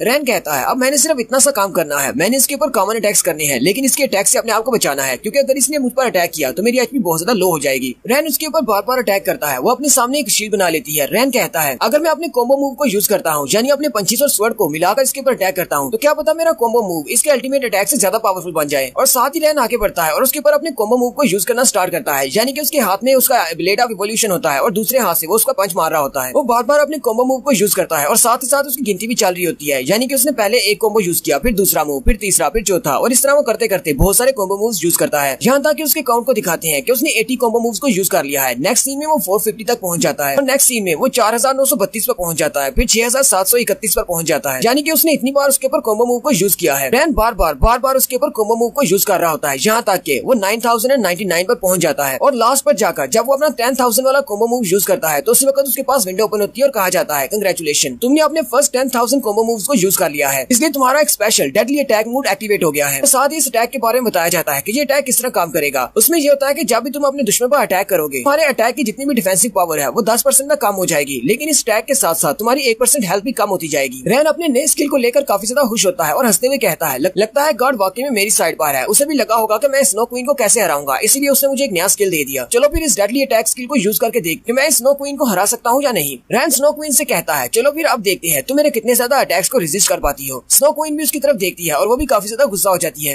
रैन अभी उसके सामने खड़ा होता है कि स्नो क्वीन अपनी बड़ी सी आइस की तलवार निकालती है और उसे घुमाते हुए रैन के ऊपर अटैक कर देती है, जबकि रैन भी अपने डेडली अटैक मोड को एक्टिवेट करता है और वो जैसे ही तलवार घुमाते हुए उसके ऊपर अटैक करने लगती है उसी वक्त रैन अपनी तलवार को घुमाता है और उसके एक बाजू को काट देता है। क्वीन का बाजू कटने के बाद वो भी चलाना शुरू कर देती है। रैन स्नो क्वीन से कहता है क्या हुआ, क्या तुम्हें मजा नहीं आया? थोड़ी देर पहले तुम मुझ पर अटैक कर रही थी, अब मैं तुम पर अटैक करूंगा। लेकिन स्नो क्वीन अपनी पावर्स को यूज करते हुए इंस्टेंटली अपनी बाजू को दोबारा से रीजनरेट कर लेती है और उसका बाजू फिर से नया वाला हो जाता है और साथ ही वो रैन की तरफ देखकर हंसना शुरू कर देती है। अब रैन भी ये देखकर बहुत ज्यादा हैरान हो जाता है और कहता है इसके पास तो इंस्टेंट हीलिंग एबिलिटी है, चाहे मैं इसकी कोई भी चीज काट दूं ये फिर से इसको रीजनरेट कर लेगी। मेरे पास डेडली अटैक होने का क्या फायदा अगर मैं इसको अटैक करके डैमेज नहीं पहुंचा सकता। क्वीन फिर से अपनी बड़ी सी आइस वर्ड को घुमाते हुए रैन के ऊपर अटैक करती है, जबकि रैन अपने ब्लेड ऑफ इवोल्यूशन को सामने की तरफ करते हुए उसके अटैक को ब्लॉक करता है। इस बार क्वीन बहुत ज्यादा गुस्से में होती है और वो बार बार उसके ऊपर अपनी तलवार से अटैक कर रही होती है। रैन उसके अटैक्स को ब्लॉक करते हुए कहता है मैंने तो सिर्फ अपनी तलवार को यूज करते हुए तुम पर सिर्फ एक ही बार अटैक किया है, तुम मुझ पर बार बार अटैक क्यों की जा रही हो? स्नो क्वीन के लास्ट अटैक की वजह से रैन पीछे की तरफ गिर जाता है। रैन कहता है इसकी स्पीड भी पहले से काफी ज्यादा बढ़ चुकी है और ये मुझे अटैक करने का मौका भी नहीं दे रही, अब मैं इससे फाइट बैक कैसे करूं? उसी वक्त वक्त वो फिर से ऊपर की तरफ जंप करते हुए रैन पर अटैक करने के लिए आती है और अपने बड़ी सी आइस वर्ड के साथ ऊपर से नीचे की तरफ जंप करती है, लेकिन रैन भी जंप करते हुए वहाँ से डॉज कर लेता है। स्नो क्वीन जो कि अपनी तलवार के साथ रैन पर अटैक करने के लिए ऊपर से नीचे की तरफ जंप करती है, उसकी तलवार ग्राउंड के अंदर दंस जाती है। रैन कहता है ये इतना ज्यादा इजी नहीं होने वाला, मुझे कोई ना कोई मौका देकर इस पर अटैक करना होगा। वो उसके ऊपर से पीछे की तरफ जंप करता है और घूमते हुए उसके सर के ऊपर एक स्लैश लगाता है। रैन को लगता है कि शायद इसका सर काट देने की वजह से ये मर जाएगी, लेकिन रैन जैसे नीचे लैंड करता है उसी वक्त पीछे दिखाते हैं कि उसने दोबारा से अपने सर को रीजनरेट कर लिया होता है और साथ ही वो अपनी बड़ी सी तलवार को घुमाते हुए फिर से रैन के ऊपर अटैक करती है। रैन उसके अटैक को ब्लॉक करता है और उसके ऊपर अटैक करता है, लेकिन वो उसके अटैक को डॉज कर लेती है। स्नो क्वीन हवा में उड़ना शुरू कर देती है और अपना एक स्पेशल स्किल एक्टिवेट करने वाली होती है। रैन कहता है मुझे कुछ ना कुछ करना होगा वरना ये अपना स्पेशल स्किल एक्टिवेट कर देगी, जो कि बहुत ज्यादा स्ट्रॉन्ग हो सकता है, शायद मैं उस अटैक से ना बच पाऊं। स्नो क्वीन के हाथ में उसका आइस ब्लेड होता है, जबकि उसके इर्द गिर्द बहुत सारे आइस क्रिस्टल्स उड़ रहे होते हैं। वो सारे के सारे आइस क्रिस्टल्स को सामने की तरफ करते हुए रैन पर अटैक करती है और साथ ही अपनी तलवार के साथ भी उसके ऊपर अटैक करती है। रैन कहता है इस बार मुझे तुम्हें नॉकडाउन करना ही होगा। स्नो क्वीन जंप करते हुए अपनी बड़ी तलवार के साथ उसके ऊपर अटैक करती है, जबकि नीचे की तरफ से रैन भी ऊपर की तरफ जंप करता है और अपने ब्लेड ऑफ इवोल्यूशन के साथ उसके साथ अपना ब्लेड टकराता है, जिसकी वजह से आइस क्वीन का आइस ब्लेड टूट जाता है और उसके आइस ब्लेड के टूटने के साथ ही स्नो क्वीन भी मर जाती है। हालांकि यहाँ पर स्नो क्वीन को मरते हुए ठीक तरह से दिखाया नहीं गया कि स्नो क्वीन को उसने मारा कैसे। स्नो क्वीन इतनी ज्यादा स्ट्रॉन्ग थी, सिर्फ उसके ब्लेड के टूटने से वो मर कैसे सकती है। नेक्स्ट सीन में बस रैन को दिखाया जाता है कि रैन ने स्नो क्वीन को मार दिया है और उसके पास विंडो भी ओपन होती है कि तुमने स्नो क्वीन को मार दिया है और साथ ही उसे कहा जाता है तुम्हें इस मिशन को पूरा करने पर रिवार्ड मिला है। रैन कहता है पता नहीं इस बार मुझे कौन सा रिवार्ड मिला होगा, पहली बार तो मुझे पेट्रिफिकेशन का स्किल मिला था, बार उसे वाटर एसेंस मिलता है, यानी कि वाटर का स्किल मिलता है। रैन कहता है अब ये वाटर एसेंस क्या चीज है, इससे क्या होगा। साथ ही एक और विंडो ओपन होती है और उसे कहा जाता है तुम्हारा वेपन इसके लिए सूटेबल है, क्या तुम इसे अपने वेपन के साथ फ्यूज करना चाहोगे। रैन अपने ब्लेड ऑफ इवोल्यूशन को सामने की तरफ करते हुए कहता है हाँ क्यों नहीं, इसको मेरे ब्लेड के साथ फ्यूज कर दो। थोड़ी ही देर के बाद उसके पास विंडो ओपन होती है कि तुम्हारी फ्यूजन कंप्लीट हो चुकी है और साथ ही उसे स्किल के बारे में बताया जाता है कि स्पेशल स्किल से क्या होता है। उसे बताया जाता है कि स्पेशल स्किल को यूज करने पर तुम्हारी हेल्थ 0.1% के हिसाब से बढ़ती जाएगी, यानी कि जो तुम्हारी हेल्थ को बढ़ाने के लिए है, ना कि अटैक्स के लिए। रैन कहता है सिर्फ 0.1% के हिसाब से मेरी हेल्थ रिकवर होगी, ये तो बिल्कुल एक बेकार सा स्किल है, इसका मैं क्या करूंगा। रैन कहता है चलो ठीक है, वैसे भी ये मुझे फ्री में मिला है, कुछ ना होने से ये बेहतर है। 0.1% के हिसाब से भी हेल्थ बढ़ सकती है और वैसे भी इसका लेवल बढ़ सकता है, मैं कल को इसको अपग्रेड कर सकता हूँ। रैन कहता है लगता है कि मेरे दोनों टेस्ट कंप्लीट हो चुके हैं, मैंने इस डंजन के अंदर इतना टाइम स्पेंड किया है, सारे के सारे मॉन्स्टर्स को मारा है, लगता है मैं इस डंजन से बाहर जा सकता हूँ। साथ ही विंडो ओपन होती है और कहा जाता है ठीक है तुम इस डंजन से बाहर जा सकते हो, तुम्हारे लिए रास्ता ओपन किया जा रहा है। और थोड़ी देर के बाद रैन उस डंजन के डोर से बाहर आ जाता है। रैन जैसे उस डंजन डोर से बाहर निकलता है, वहाँ पर दो लोग खड़े होते हैं। वो रैन की तरफ देखकर कहते हैं वहाँ पर देखो सामने से एक और हंटर निकल रहा है, लेकिन उस हंटर के साथ खड़ी लड़की उसे कहती है हाँ मुझे भी दिखाई दे रहा है, लेकिन ये तो बिल्कुल ठीक है, इसके ऊपर तो कोई स्क्रैच भी नहीं है। लेकिन ऐसा कैसे हो सकता है, बाकी के सारे हंटर्स तो बहुत ज्यादा जख्मी है। रैन भी उन सब लोगों को वहाँ पर देखकर बहुत ज्यादा हैरान हो जाता है और कहता है ये लोग तो गिल्ड एसोसिएशन वाले हैं, लेकिन ये यहाँ पर क्या कर रहे हैं, आज यहाँ पर हुआ क्या है। उन्हीं के पास एक हंटर खड़ा होता है जिसके बाजू पर पट्टी बंदी होती है, वो उसे इन्वेस्टिगेट कर रहे होते हैं। रैन वहाँ पर अपने आसपास देखता है तो बहुत सारे ऐसे हंटर्स होते हैं जो कि जख्मी हालत में होते हैं और मेडिकल केयर वाले भी वहीं पर मौजूद होते हैं और उन सबको ट्रीट कर रहे होते हैं। रैन कहता है ये सारे नॉविस डंजन के अंदर जाने से जख्मी कैसे हो सकते हैं, एक नॉविस डंजन का डिफिकल्टी लेवल तो 0 होता है, फिर ये सारे इस डंजन के अंदर जाकर जख्मी कैसे हो गए। रैन अभी गेट के पास ही खड़ा होता है कि उसी वक्त एक हंटर चिल्लाता हुआ गेट से बाहर निकलता है और कह रहा होता है प्लीज मेरी हेल्प करो, और साथ ही वो वहीं पर गिर जाता है क्योंकि वो बहुत ज्यादा जख्मी होता है। रैन उस हंटर की तरफ देखता है और कहता है इस हंटर के साथ क्या हुआ होगा, नॉविस डंजन के अंदर ये सारे कैसे जख्मी हो सकते हैं। वहीं पर एक लड़की खड़ी होती है जो कि काफी ज्यादा जख्मी होती है। रैन उसके पास जाता है और कहता है चलो इस लड़की से पूछता हूँ। रैन उससे पूछता है तुम नॉविस डंजन के अंदर जख्मी कैसे हो गई, क्या तुम मुझे बताओगी कि नॉविस डंजन के अंदर ऐसा क्या हुआ कि तुम सब लोग जख्मी हो गए हो। वो लड़की उसे कहती है लगता है कि तुमने इस बारे में नहीं सुना, थोड़ी देर पहले कुछ बहुत ज्यादा अजीब हुआ था, हम लोग इस नॉविस डंजन के अंदर प्रैक्टिस कर रहे थे। रैन उसे कहता है कैसा कुछ अजीब हुआ था, क्या हुआ था। लड़की उसे कहती है कुछ घंटे पहले मैं अपनी टीम को लेकर इस डंजन के अंदर गई थी, हम सब लोग प्रैक्टिस और ट्रेनिंग करने के लिए गए थे क्योंकि हम सब लोग बहुत ही वीक हंटर्स हैं। हमें अच्छी तरह से पता है कि नॉविस डंजन के अंदर जितने भी मॉन्स्टर्स हैं वो बहुत ज्यादा वीक हैं और हम सब लोग उनके साथ प्रैक्टिस कर सकते हैं। जैसे हमारी टीम वहाँ पर पहुंची तो कुछ बहुत ज्यादा अजीब हुआ और वो मॉन्स्टर्स जो थे वो बहुत बड़े हो गए। हमारा सामना वुड एलिमेंटल्स के साथ हुआ था, यानी कि वो दरख्तों से बने हुए मॉन्स्टर्स थे। जो मॉन्स्टर पहले छोटे छोटे थे वो हमारे सामने ही बड़े बड़े मॉन्स्टर्स बन गए और उनकी स्ट्रेंथ भी बहुत ज्यादा बढ़ गई। वहाँ पर हमारे सामने एक काला सा धुआं आ गया, हमें ऐसा महसूस हुआ कि यहाँ पर कुछ बहुत ज्यादा अजीब हो रहा है, इसलिए हम सब लोग वापस आने वाले थे। लेकिन जैसे हम लोग वहाँ से वापस निकलने लगे वो सारे मॉन्स्टर्स ने हम पर अटैक कर दिया। वहाँ पर बहुत सारे थे, तकरीबन 100 मॉन्स्टर्स होंगे। उन मॉन्स्टर्स के अटैक इतने ज्यादा पावरफुल थे कि हम में से कोई भी उनके सामने टिक नहीं पाया। हम सब लोग वहाँ से सिर्फ भाग ही सकते थे और भागते हुए मैं भी बहुत ज्यादा जख्मी हो गई। हम सारे लोग उस डंजन के अंदर मरने ही वाले थे कि हमारी डंजन का टाइम लिमिट ऑफ हो गया और हम सब लोग अपने आप डंजन से बाहर आ गए। अगर डंजन का टाइम लिमिट ऑफ नहीं होता तो हम सब लोग किसी डंजन के अंदर उन मॉन्स्टर्स के हाथों मारे जाते। हमें नहीं पता कि वहाँ पर ऐसा अजीब क्या हुआ था, लेकिन जैसे ही हमारे सामने वो काला धुआं आया वो सारे के सारे छोटे मॉन्स्टर्स जो कि बहुत ज्यादा वीक थे वो बहुत ज्यादा पावरफुल और बड़े जायंट बन गए। रैन उसकी बात सुनने के बाद सोच रहा होता है अच्छा तो ये सब कुछ घंटे पहले हुआ है जब मैं डंजन के अंदर गया था। रैन कहता है कहीं ऐसा तो नहीं कि मेरे इस डंजन के अंदर जाने की वजह से डंजन का इवोल्यूशन मूड एक्टिवेट हुआ था और मेरे साथ जितने भी लोग डंजन के अंदर थे उन सभी को भी इवोल्यूशन मूड के मॉन्स्टर्स के साथ सामना करना पड़ा। रैन कहता है अगर वाकई में ऐसी बात है तो इसका मतलब मैं किसी टीम के साथ डंजन के अंदर नहीं जा सकता, आज के बाद मुझे अकेले ही किसी किसी डंजन के अंदर जाना होगा। मुझे बहुत ज्यादा एहतियात करना होगी कि जब मैं डंजन के अंदर जाऊं उस डंजन के अंदर दूसरा कोई नहीं होना चाहिए। रैन उस लड़की से कहता है चलो ठीक है, तुमने मुझे सारी बात एक्सप्लेन की, तुम्हारा बहुत बहुत शुक्रिया। वहीं पर बहुत सारे हंटर्स आ जाते हैं। ये सब लोग एक गिल्ड की तरफ से हैं। वो सारे उन सबसे कह रहे होते हैं जल्दी से रास्ते से हट जाओ। हंटर एसोसिएशन वालों ने हमारे गिल्ड को यहाँ पर भेजा है इस सारे केस को हैंडल करने के लिए। उन हंटर गिल्ड वालों का मैनेजर भी उनके साथ ही होता है। वो उन सबसे कह रहा होता है प्लीज साइड पर हट जाएं, हमें इस मसले को इन्वेस्टिगेट करने दें। वो सारे हंटर्स उनको देखकर पहचान लेते हैं और कहते हैं ये तो हांगटू गिल्ड वाले हैं। इस शहर में सबसे बड़ा गिल्ड इन्हीं का है, क्योंकि इनके गिल्ड के पास सबसे ज्यादा पावरफुल हंटर्स हैं और ये लोग यहाँ पर बहुत सारे हंटर्स को अपने साथ लेकर आए हैं। उनका मैनेजर अपनी टीम को मैनेज करते हुए कहता है सारे हीलर्स जल्दी से आगे बढ़ो और जहाँ पर जितने भी हंटर जख्मी है उन सबको हील करो, जबकि अटैक टाइप वाले जितने भी हैं इन्वेस्टिगेशन टीम के साथ शामिल हो जाओ और इस डंजन के अंदर जाकर देखो अंदर क्या अजीब हो रहा है। रैन कहता है यहाँ पर तो बहुत सारे लोग हैं, लगता है अब मुझे यहाँ से चले जाना चाहिए क्योंकि मेरा यहाँ पर कोई काम नहीं। रैन उन सब की तरफ देखता है और कहता है चलो फिर ठीक है, मैं यहाँ से जा रहा हूँ। लेकिन रैन जैसे वहाँ से जाने लगता है उसके सामने एक लड़की और एक हंटर खड़े होते हैं। वो लड़की एक असैसिन टाइप की हंटर है और उस लड़की का नाम ल्यूमी है। वो उसे देखकर कहती है ये तो हमारा पुराना दोस्त है। वो रैन का रास्ता रोक लेती है और कहती है तुम कहाँ पर जा रहे हो, तुम भी इस डंजन के अंदर गए हुए थे, चलो फिर मुझे देखने दो, तुम्हारी बॉडी पर कोई चोट तो नहीं लगी। लूमी उसका मजाक उड़ाते हुए कहती है ये तो बड़े ही अफसोस की बात है कि तुम इस डंजन के अंदर अकेले गए हुए थे, लेकिन हम लोग क्या कर सकते हैं, तुम हो ही बहुत ज्यादा वीक हंटर के कोई भी तुम्हारे साथ टीम नहीं बनाना चाहता, कोई तुम्हें अपनी टीम में लेना नहीं चाहता। रैन उसकी बात सुनकर खामोश हो जाता है और उसे आगे से कोई भी जवाब नहीं देता। रैन लूमी को छोड़कर आगे चला जाता है। वो उसे कहती है तुम्हारी हिम्मत कैसे हुई मुझे इग्नोर करने की। रैन उसे छोड़कर आगे की तरफ बढ़ जाता है, लेकिन वो उसे कहती है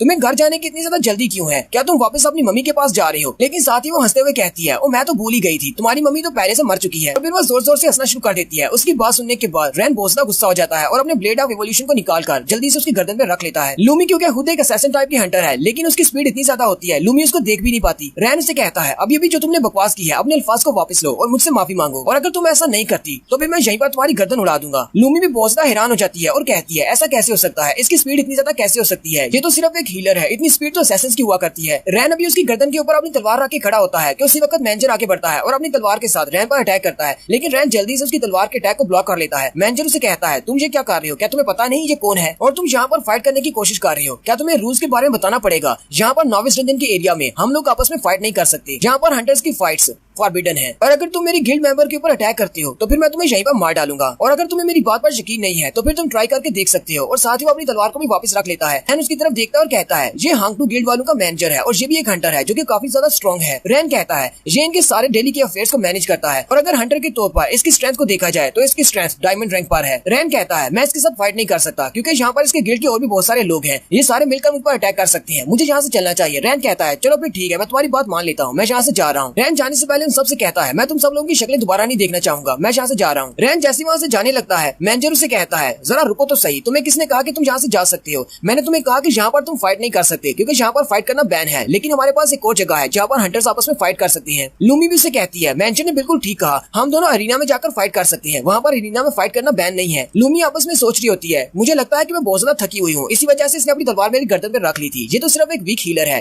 ये इतना ज्यादा फास्ट नहीं हो सकता। लूमी आगे बढ़ती है और रैन से कहती है तो क्या तुम मेरे साथ अरीना में जाकर फाइट करना चाहोगे। लूमी के साथ वाला हंटर उसे कहता है तुम्हें ऐसा नहीं करना चाहिए, एक वीक से हीलर के साथ फाइट करके तुम्हें कुछ भी नहीं मिलने वाला। रैन भी वहीं पर रुक जाता है और उसे कहता है चलो फिर ठीक है, मैं तुम्हारे साथ अरीना चलता हूँ, वहीं पर जाकर फाइट करते हैं। मैनेजर भी उसकी बात सुनने के बाद काफी ज्यादा खुश हो जाता है और यहीं पर इनके अरीना के बारे में बताया जाता है कि हंटर्स अरीना एक ऐसी जगह है जहाँ पर हंटर्स आपस में फ्रीली फाइट कर सकते हैं, एक दूसरे को चैलेंज करके एक दूसरे के साथ कम्पैट कर सकते हैं और अपने स्किल्स को जान सकते हैं। ज्यादातर हंटर्स यहाँ पर ट्रेनिंग के लिए आते हैं और कुछ हंटर्स जहाँ पर एक दूसरे से बदला लेने के लिए आते हैं, क्योंकि वैसे तो सिटी में फाइट करना बिल्कुल भी अलाउ नहीं है, लेकिन अरीना के अंदर आप लोग फाइट टू डेथ भी कर सकते हैं। अरीना में फाइट करने के 2 रूल हैं, आपको पहले चूज करना पड़ेगा आप कौन से रूल से फाइट करना चाहेंगे। पहला फाइट टू डेथ है, लेकिन जब तक दूसरा हंटर मर नहीं जाता फाइट कंटिन्यू रहेगी, और दूसरा फ्रेंडली स्पार है जिसमें एक टाइम लिमिट होती है, आप अपने दोस्त के साथ फाइट कर सकते हैं, ये एक प्रैक्टिस मैच की तरह होता है। रैन हांगटू गिल्ड वालों के साथ अरीना के अंदर चला जाता है। रैन जैसे अरीना के अंदर जाता है वो अरीना में देखता है पहले से ही काफी सारे हंटर्स आपस में फाइट कर रहे होते हैं। लूमी के साथ वाला हंटर उसे कहता है चलो जल्दी से चलो, हमारे पास इतना ज्यादा टाइम नहीं है, तुम यहाँ पर खड़े होकर देख क्या रहे हो, पहली बार अरीना में आए हो क्या। लूमी अपने दोस्त से कहती है जरा इसके चेहरे की तरफ तो देखो, ये किस तरह डरा हुआ है, मुझे भी लगता है कि ये पहली बार अरीना में आया है, ये तो सिर्फ एक वीक सा हीलर है, ये मेरे सामने टिक नहीं पाएगा। उसका दोस्त उसे कहता है तो फिर तुम्हें इसके साथ आराम से पेश आना होगा, कहीं तुम इसको मार न डालो। रैन भी अपनी हुड उतार देता है। लूमी उसे कहती है क्या हुआ, कहीं तुम्हें डर तो नहीं लग रहा, अगर तुम्हें डर लग रहा है तो तुम अभी भी मेरे सामने घुटने टेक कर माफी मांग सकते हो, शायद मैं तुम्हें यहाँ से जाने दूं। और साथ ही वो हंसना शुरू कर देती है। लूमी अपना डैगर भी निकाल लेती है और उसे कहती है अभी भी तुम्हारे पास एक मौका है, चलो जल्दी से मेरे सामने घुटने टेक कर माफी मांगो। उसका दोस्त भी उसे कहता है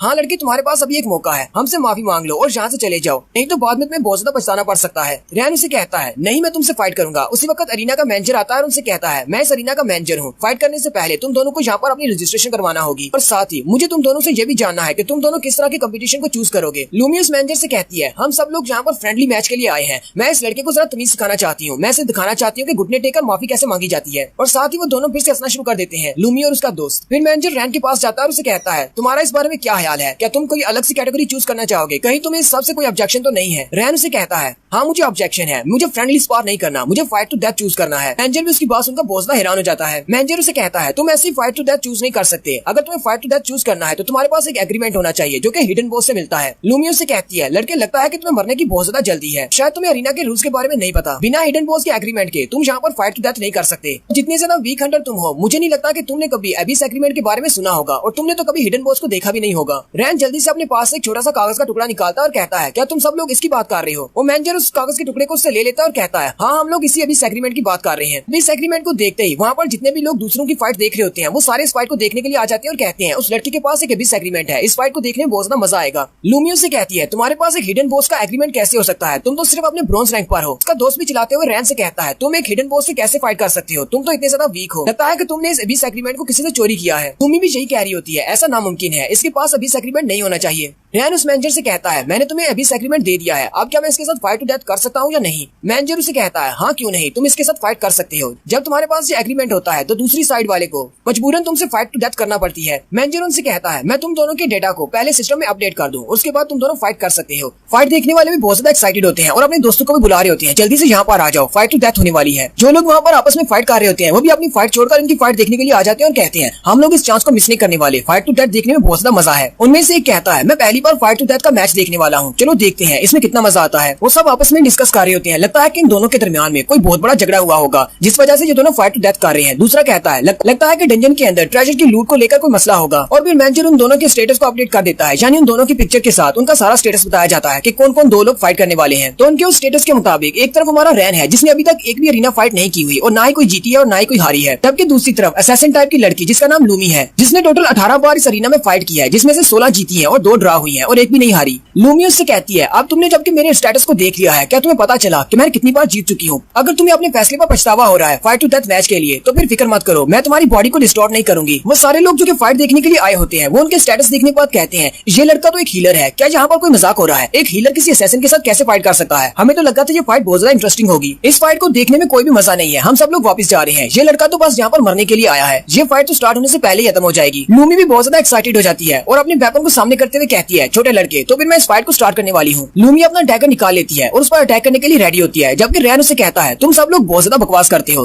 तुम्हें क्या लगता है कि मैं इतना ज्यादा वीक हूँ कि तुम लोग मुझे देख भी नहीं सकते कैसे मैं फाइट करता हूँ। रैन अपना ब्लेड ऑफ इवोल्यूशन निकाल लेता है और उसे कहता है चलो जल्दी से आओ और मुझ पर अटैक करके दिखाओ। लूमी उसे कहती है लगता है कि तुम्हें मरने की बहुत ज्यादा जल्दी है। लूमी क्योंकि एक असैसिन टाइप की हंटर है इसलिए वो बड़ी स्पीड के साथ स्टार्ट लेती है और उसकी तरफ आगे बढ़ती है, जबकि वहीं पर इस मैच को देखने वाले लोगों की भीड़ में एक लड़की को दिखाते हैं जिसका नाम ज़ाओबाई है। लड़की मैच के स्टार्ट होते ही अपना फोन निकालती है और अपने गिल्ड मास्टर को फोन करती है। वो अपने बॉस से कहती है बॉस ये मैं हूँ ज़ाओबाई, यहाँ पर एक बहुत ही इंटरेस्टिंग मैच हो रहा है, क्या तुम इसे देखना चाहोगी। इस साथ ही वो बॉस से कहती है मैच तो काफी ज्यादा इंटरेस्टिंग है लेकिन यहाँ पर जो ओपोनेंट्स हैं उनमें से एक लड़का ब्रोंज रैंक का है और वो एक हीलर है, मुझे नहीं लगता कि वो असैसिन के सामने ज्यादा देर तक टिक पाएगा, क्या हमें इस मैच को रिकॉर्ड करना चाहिए या नहीं। उसकी बॉस उसे कहती है चलो जल्दी से इसकी रिकॉर्डिंग स्टार्ट करो, इसकी लाइव स्ट्रीमिंग करना। ज़ाओबाई अपने बॉस से कहती है अच्छा ठीक है, गुस्सा होने की जरूरत नहीं, मैं जाती हूँ और जाकर इसकी रिकॉर्डिंग करती हूँ। फिर वो अपने मोबाइल पर रिकॉर्डिंग को ऑन करती है, वो इस सब की लाइव रिकॉर्डिंग करने वाली है यानी कि लाइव स्ट्रीमिंग करने वाली है और फिर साथ ही सभी लोगों के मोबाइल में उसकी लाइव स्ट्रीमिंग स्टार्ट हो जाती है। वो उन सबसे कहती है मैं हूँ आपकी टैंक ज़ाओबाई कि आपको अरीना से एक लाइव मैच दिखाने वाली हूँ जो कि बहुत ज्यादा इंटरेस्टिंग होने वाला है। मैच को देखने के बाद मेरे चैनल को लाइक और सब्सक्राइब करना मत भूलिएगा। ये वो कह रही है, मैं नहीं कह रहा।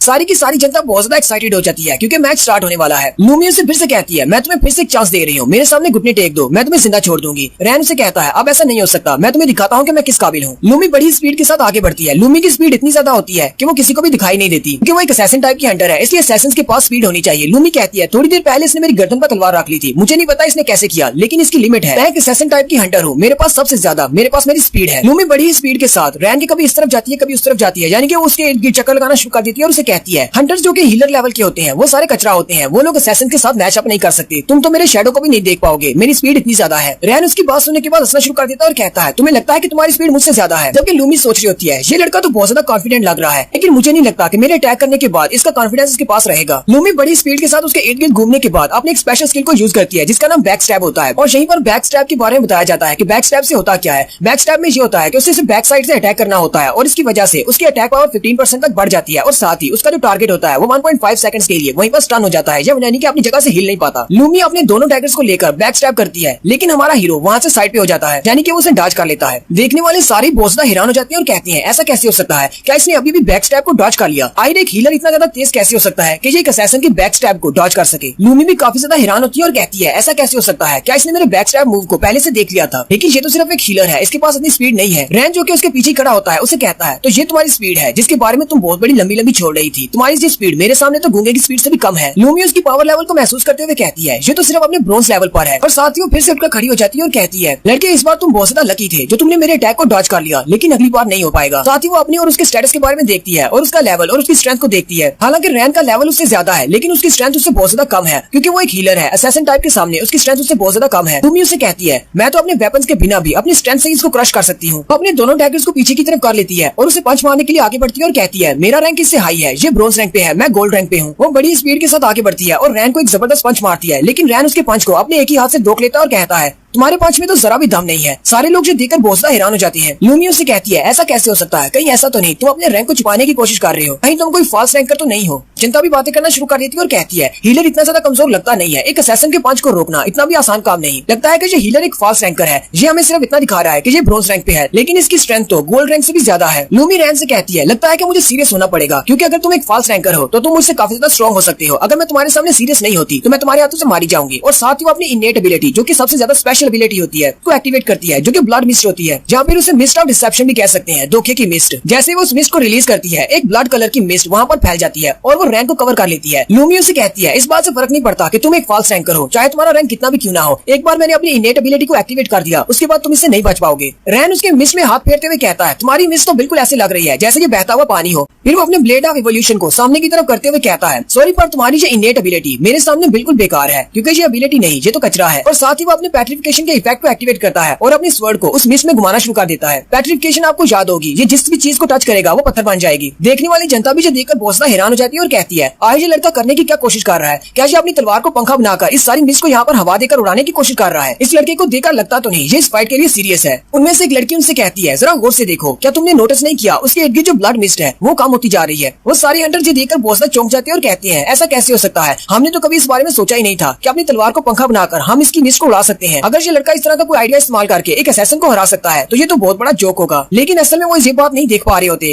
कि वो अपनी तलवार को घुमाते हुए उस मिस्ट के साथ अपनी तलवार को टच कर रहा होता है। जहाँ भी वो मिस्ट को टच करता है वो मिस्ट पत्थर बन के नीचे गिरती जाती है। लूमी भी काफी ज्यादा घबरा जाती है और कहती है ऐसा कैसे हो सकता है, तुमने मेरी इनेट एबिलिटी को कैसे कैंसिल कर दिया? मेरी इनेट एबिलिटी के सामने तो बड़े बड़े असैसिन भी नहीं टिक पाते। उसी वक्त रैन उसकी मिस्ट का सहारा लेते हुए उसके पास पहुंच जाता है और उसे पीछे की तरफ धक्का देते हुए अपनी तलवार को उसकी गर्दन में फेर देता है। जैसे वो अपने ब्लेड ऑफ इवोल्यूशन को उसकी गर्दन में फेरता है उसकी गर्दन से ब्लड निकलना शुरू हो जाता है और वो लड़की नीचे गिर जाती है। ये देखने के बाद वहाँ पर जितनी भी जनता खड़ी होती है वो सारे के सारे हैरान परेशान हो जाते हैं, क्योंकि एक हीलर ने एक असैसिन को हरा दिया है। जबकि जाओ बाई इस सारे मैच को यूट्यूब पर लाइव दिखा रही है। हांगडो गिल्ड से लूमी का जो दोस्त होता है वो भी ऊपर चेयर पे बैठा होता है। वो सारे भी देखकर बहुत ज्यादा हैरान हो जाते हैं। रैन आगे बढ़ता है और अपनी तलवार को उसके सर पे करते हुए कहता है चलो फिर अब देखते हैं, थोड़ी देर पहले तो तुम बहुत ज्यादा बकवास कर रही थी, अब मुझे बोलकर दिखाओ। लूमी उठकर बैठकर उससे बात करने की कोशिश करती है, लेकिन उसके गले से और भी ज्यादा ब्लड निकलना शुरू हो जाता है और वो फिर से नीचे गिर जाती है। लूमी अपनी गर्दन पर हाथ रखकर अपने ब्लड को रोकने की कोशिश कर रही होती है और उसे कहती है तुम सिर्फ एक हीलर हो, तुमने ऐसा मेरे साथ क्यों किया, तुम मुझे कैसे मार सकते हो? रैन उसे कहता है मैं तो बस वहाँ से जा रहा था, तुमने मेरा रास्ता रोका, तुमने मेरी इंसल्ट की, इसके अलावा तुमने मेरी माँ को बुरा भला कहा, इसलिए तुम्हारा यहाँ पर मरना तो बनता है। लूमी उसे कहती है तो क्या सिर्फ ये सब कुछ इसीलिए था कि मैंने तुम्हारा रास्ता रोका? सिर्फ इतनी बात करती है और वहीं पर बेहोश हो जाती है, क्योंकि उसका ब्लड बहुत ज्यादा बह जाता है। और इसी के साथ रैन के पास विंडो ओपन होती है और उसे कहा जाता है कि तुमने अपने ओपोनेंट को हरा दिया है और तुम्हारे पास एक नई एबिलिटी आ गई है, अब तुम एक असैसिन की तरह डबल ब्लेड यूज कर सकते हो। रैन भी ये देखकर बहुत ज्यादा हैरान हो जाता है और कहता है तो इसका मतलब मैं दूसरे हंटर्स को मारने से उनकी एबिलिटीज भी ले सकता हूँ, ये तो बहुत बहुत ही अच्छा हो गया। नोटिस बोर्ड के ऊपर भी जहाँ पर उन दोनों की पिक्चर्स होती हैं, उनमें लूमी की पिक्चर के ऊपर क्रॉस लगा दिया जाता है, यानी कि लूमी इस मैच को हार चुकी है। लूमी का दोस्त जो कि वहाँ पर बैठकर ये सारा मैच देख रहा होता है, वो भी काफी ज्यादा गुस्सा हो जाता है और कहता है अब मैं क्या करूँ, मैं गिल्ड मास्टर को जाकर इस सारी बात को कैसे एक्सप्लेन करूंगा कि हमारी असैसिन एक हीलर से हार गई। जाओ भाई अपनी सारी ऑडियंस को बताती है कि यहाँ पर अभी बहुत इंटरेस्टिंग मैच हुआ है। एक लड़का जो कि एक हीलर है, एक ब्रॉन्ज रैंक का हीलर, उसने एक असैसिन को हरा दिया है और उसकी इनेट एबिलिटी को हराते हुए उसे इतना ज्यादा जख्मी कर दिया है कि वो उसे मारने वाला है। क्या ये वाकई में एक ब्रॉन्ज रैंक का हीलर है या फिर एक फॉल्स रैंकर है जिसने अपने रैंक को हमसे छुपाया हुआ है। सिटी के बाहर का सीन दिखाया जाता है जहाँ पर बड़ी बड़ी स्क्रीन लगी होती है और उन सारी बड़ी स्क्रीन के ऊपर लाइव स्ट्रीमिंग दिखाई जा रही होती है जो कि जाओ भाई कर रही है। रैन और लूमी के दरमियान में फाइट एंड हो चुकी है। रैन ने लूमी को बहुत ज्यादा जख्मी कर दिया है जिसकी वजह से वो नीचे गिर गई है। अब वो मजीद फाइट नहीं कर सकती, यानी कि रैन इस फाइट को जीत चुका है। उन स्क्रीन के बाहर खड़े जितने भी लोग इस मैच को देख रहे हैं वो सारे बहुत ज्यादा हैरान होते हैं और कहते हैं ऐसा कैसे हो सकता है, ये तो सिर्फ एक हीलर है जो कि अपने ब्रॉन्ज रैंक में है, ये लड़का एक असैसिन को कैसे हरा सकता है। फिर अरीना के अंदर का सीन दिखाया जाता है। अंदर की जितनी भी ऑडियंस होती है, यानी जितनी भी जनता वहाँ पर खड़ी होती है, वो सारे नारे लगाना शुरू कर देते हैं और कहते हैं इसको मार डालो। ये फाइट टू डेथ वाला मैच था, इसलिए वो सारी चाहते हैं फैन इस लड़की को मार दे। जाओ भाई कहती है जैसा कि आप सब लोग देख सकते हैं यहाँ पर हमारी जितनी भी ऑडियंस है वो बहुत ज्यादा एक्साइटेड है और सारे लोग यही चाहते हैं कि रैन इस लड़की को मार डाले। लूमी जमीन पर जख्मी हालत में पड़ी होती है जबकि रैन अपनी ब्लेड ऑफ एवोल्यूशन को उसके सामने करके वहीं पर खड़ा होता है और कहता है जबकि तुम्हारी हालत इतनी ज्यादा खराब है कि तुम उठ भी नहीं पा रही, तुम्हारी जिंदगी मेरे हाथ में है, मैं किसी वक्त भी तुम्हें मार सकता हूँ, क्या तुम मेरे सामने घुटने टेकर माफी नहीं मांगना चाहोगी। लूमी हल्के से उठती है और उसके सामने अपना सर झुकाते हुए कहती है प्लीज मुझे माफ कर दो, मैं तुमसे माफी मांगती हूँ जो भी मैंने तुम्हारे साथ किया है। रैन उसे कहता है मैं तुम्हें किस लिए माफ कर दूं, अगर तुम मेरी जगह पर होती तो अब तक तुम्हें मर चुका होता। मैं तो बस उस नॉफिस डंजन से बाहर निकलकर अपने घर की तरफ जा रहा था, तुमने वहाँ पर बकवास की, तुमने मेरी माँ को बुरा भला कहा, तुमने मेरी इंसल्ट की, जबकि तुमने ये कर दिया है। अब सिर्फ माफी से काम नहीं चलेगा, तुम्हें इन सारे लोगों के सामने अपनी इंसल्ट करना होगी, तुम्हें इन सारे लोगों के सामने कहना है कि मैं एक कुतिया हूँ और बहुत ही बुरी कुतिया हूँ, ताकि तुम्हें इस बात का अंदाजा हो सके कि आज के बाद किसी भी राह चलते को नहीं छेड़ना। अगर तुम एक असैसिन टाइप हो इसका मतलब ये नहीं कि तुम किसी भी कमजोर से हंटर को तंग कर सकती हो। सारे लोग जो कि घरों में बैठकर भी अपने मोबाइल पर इस सारे मैच को लाइव देख रहे हैं वो सारे लोग काफी ज्यादा एक्साइटेड हो जाते हैं। रैन उसे कहता है चलो जल्दी से अपना फैसला करो,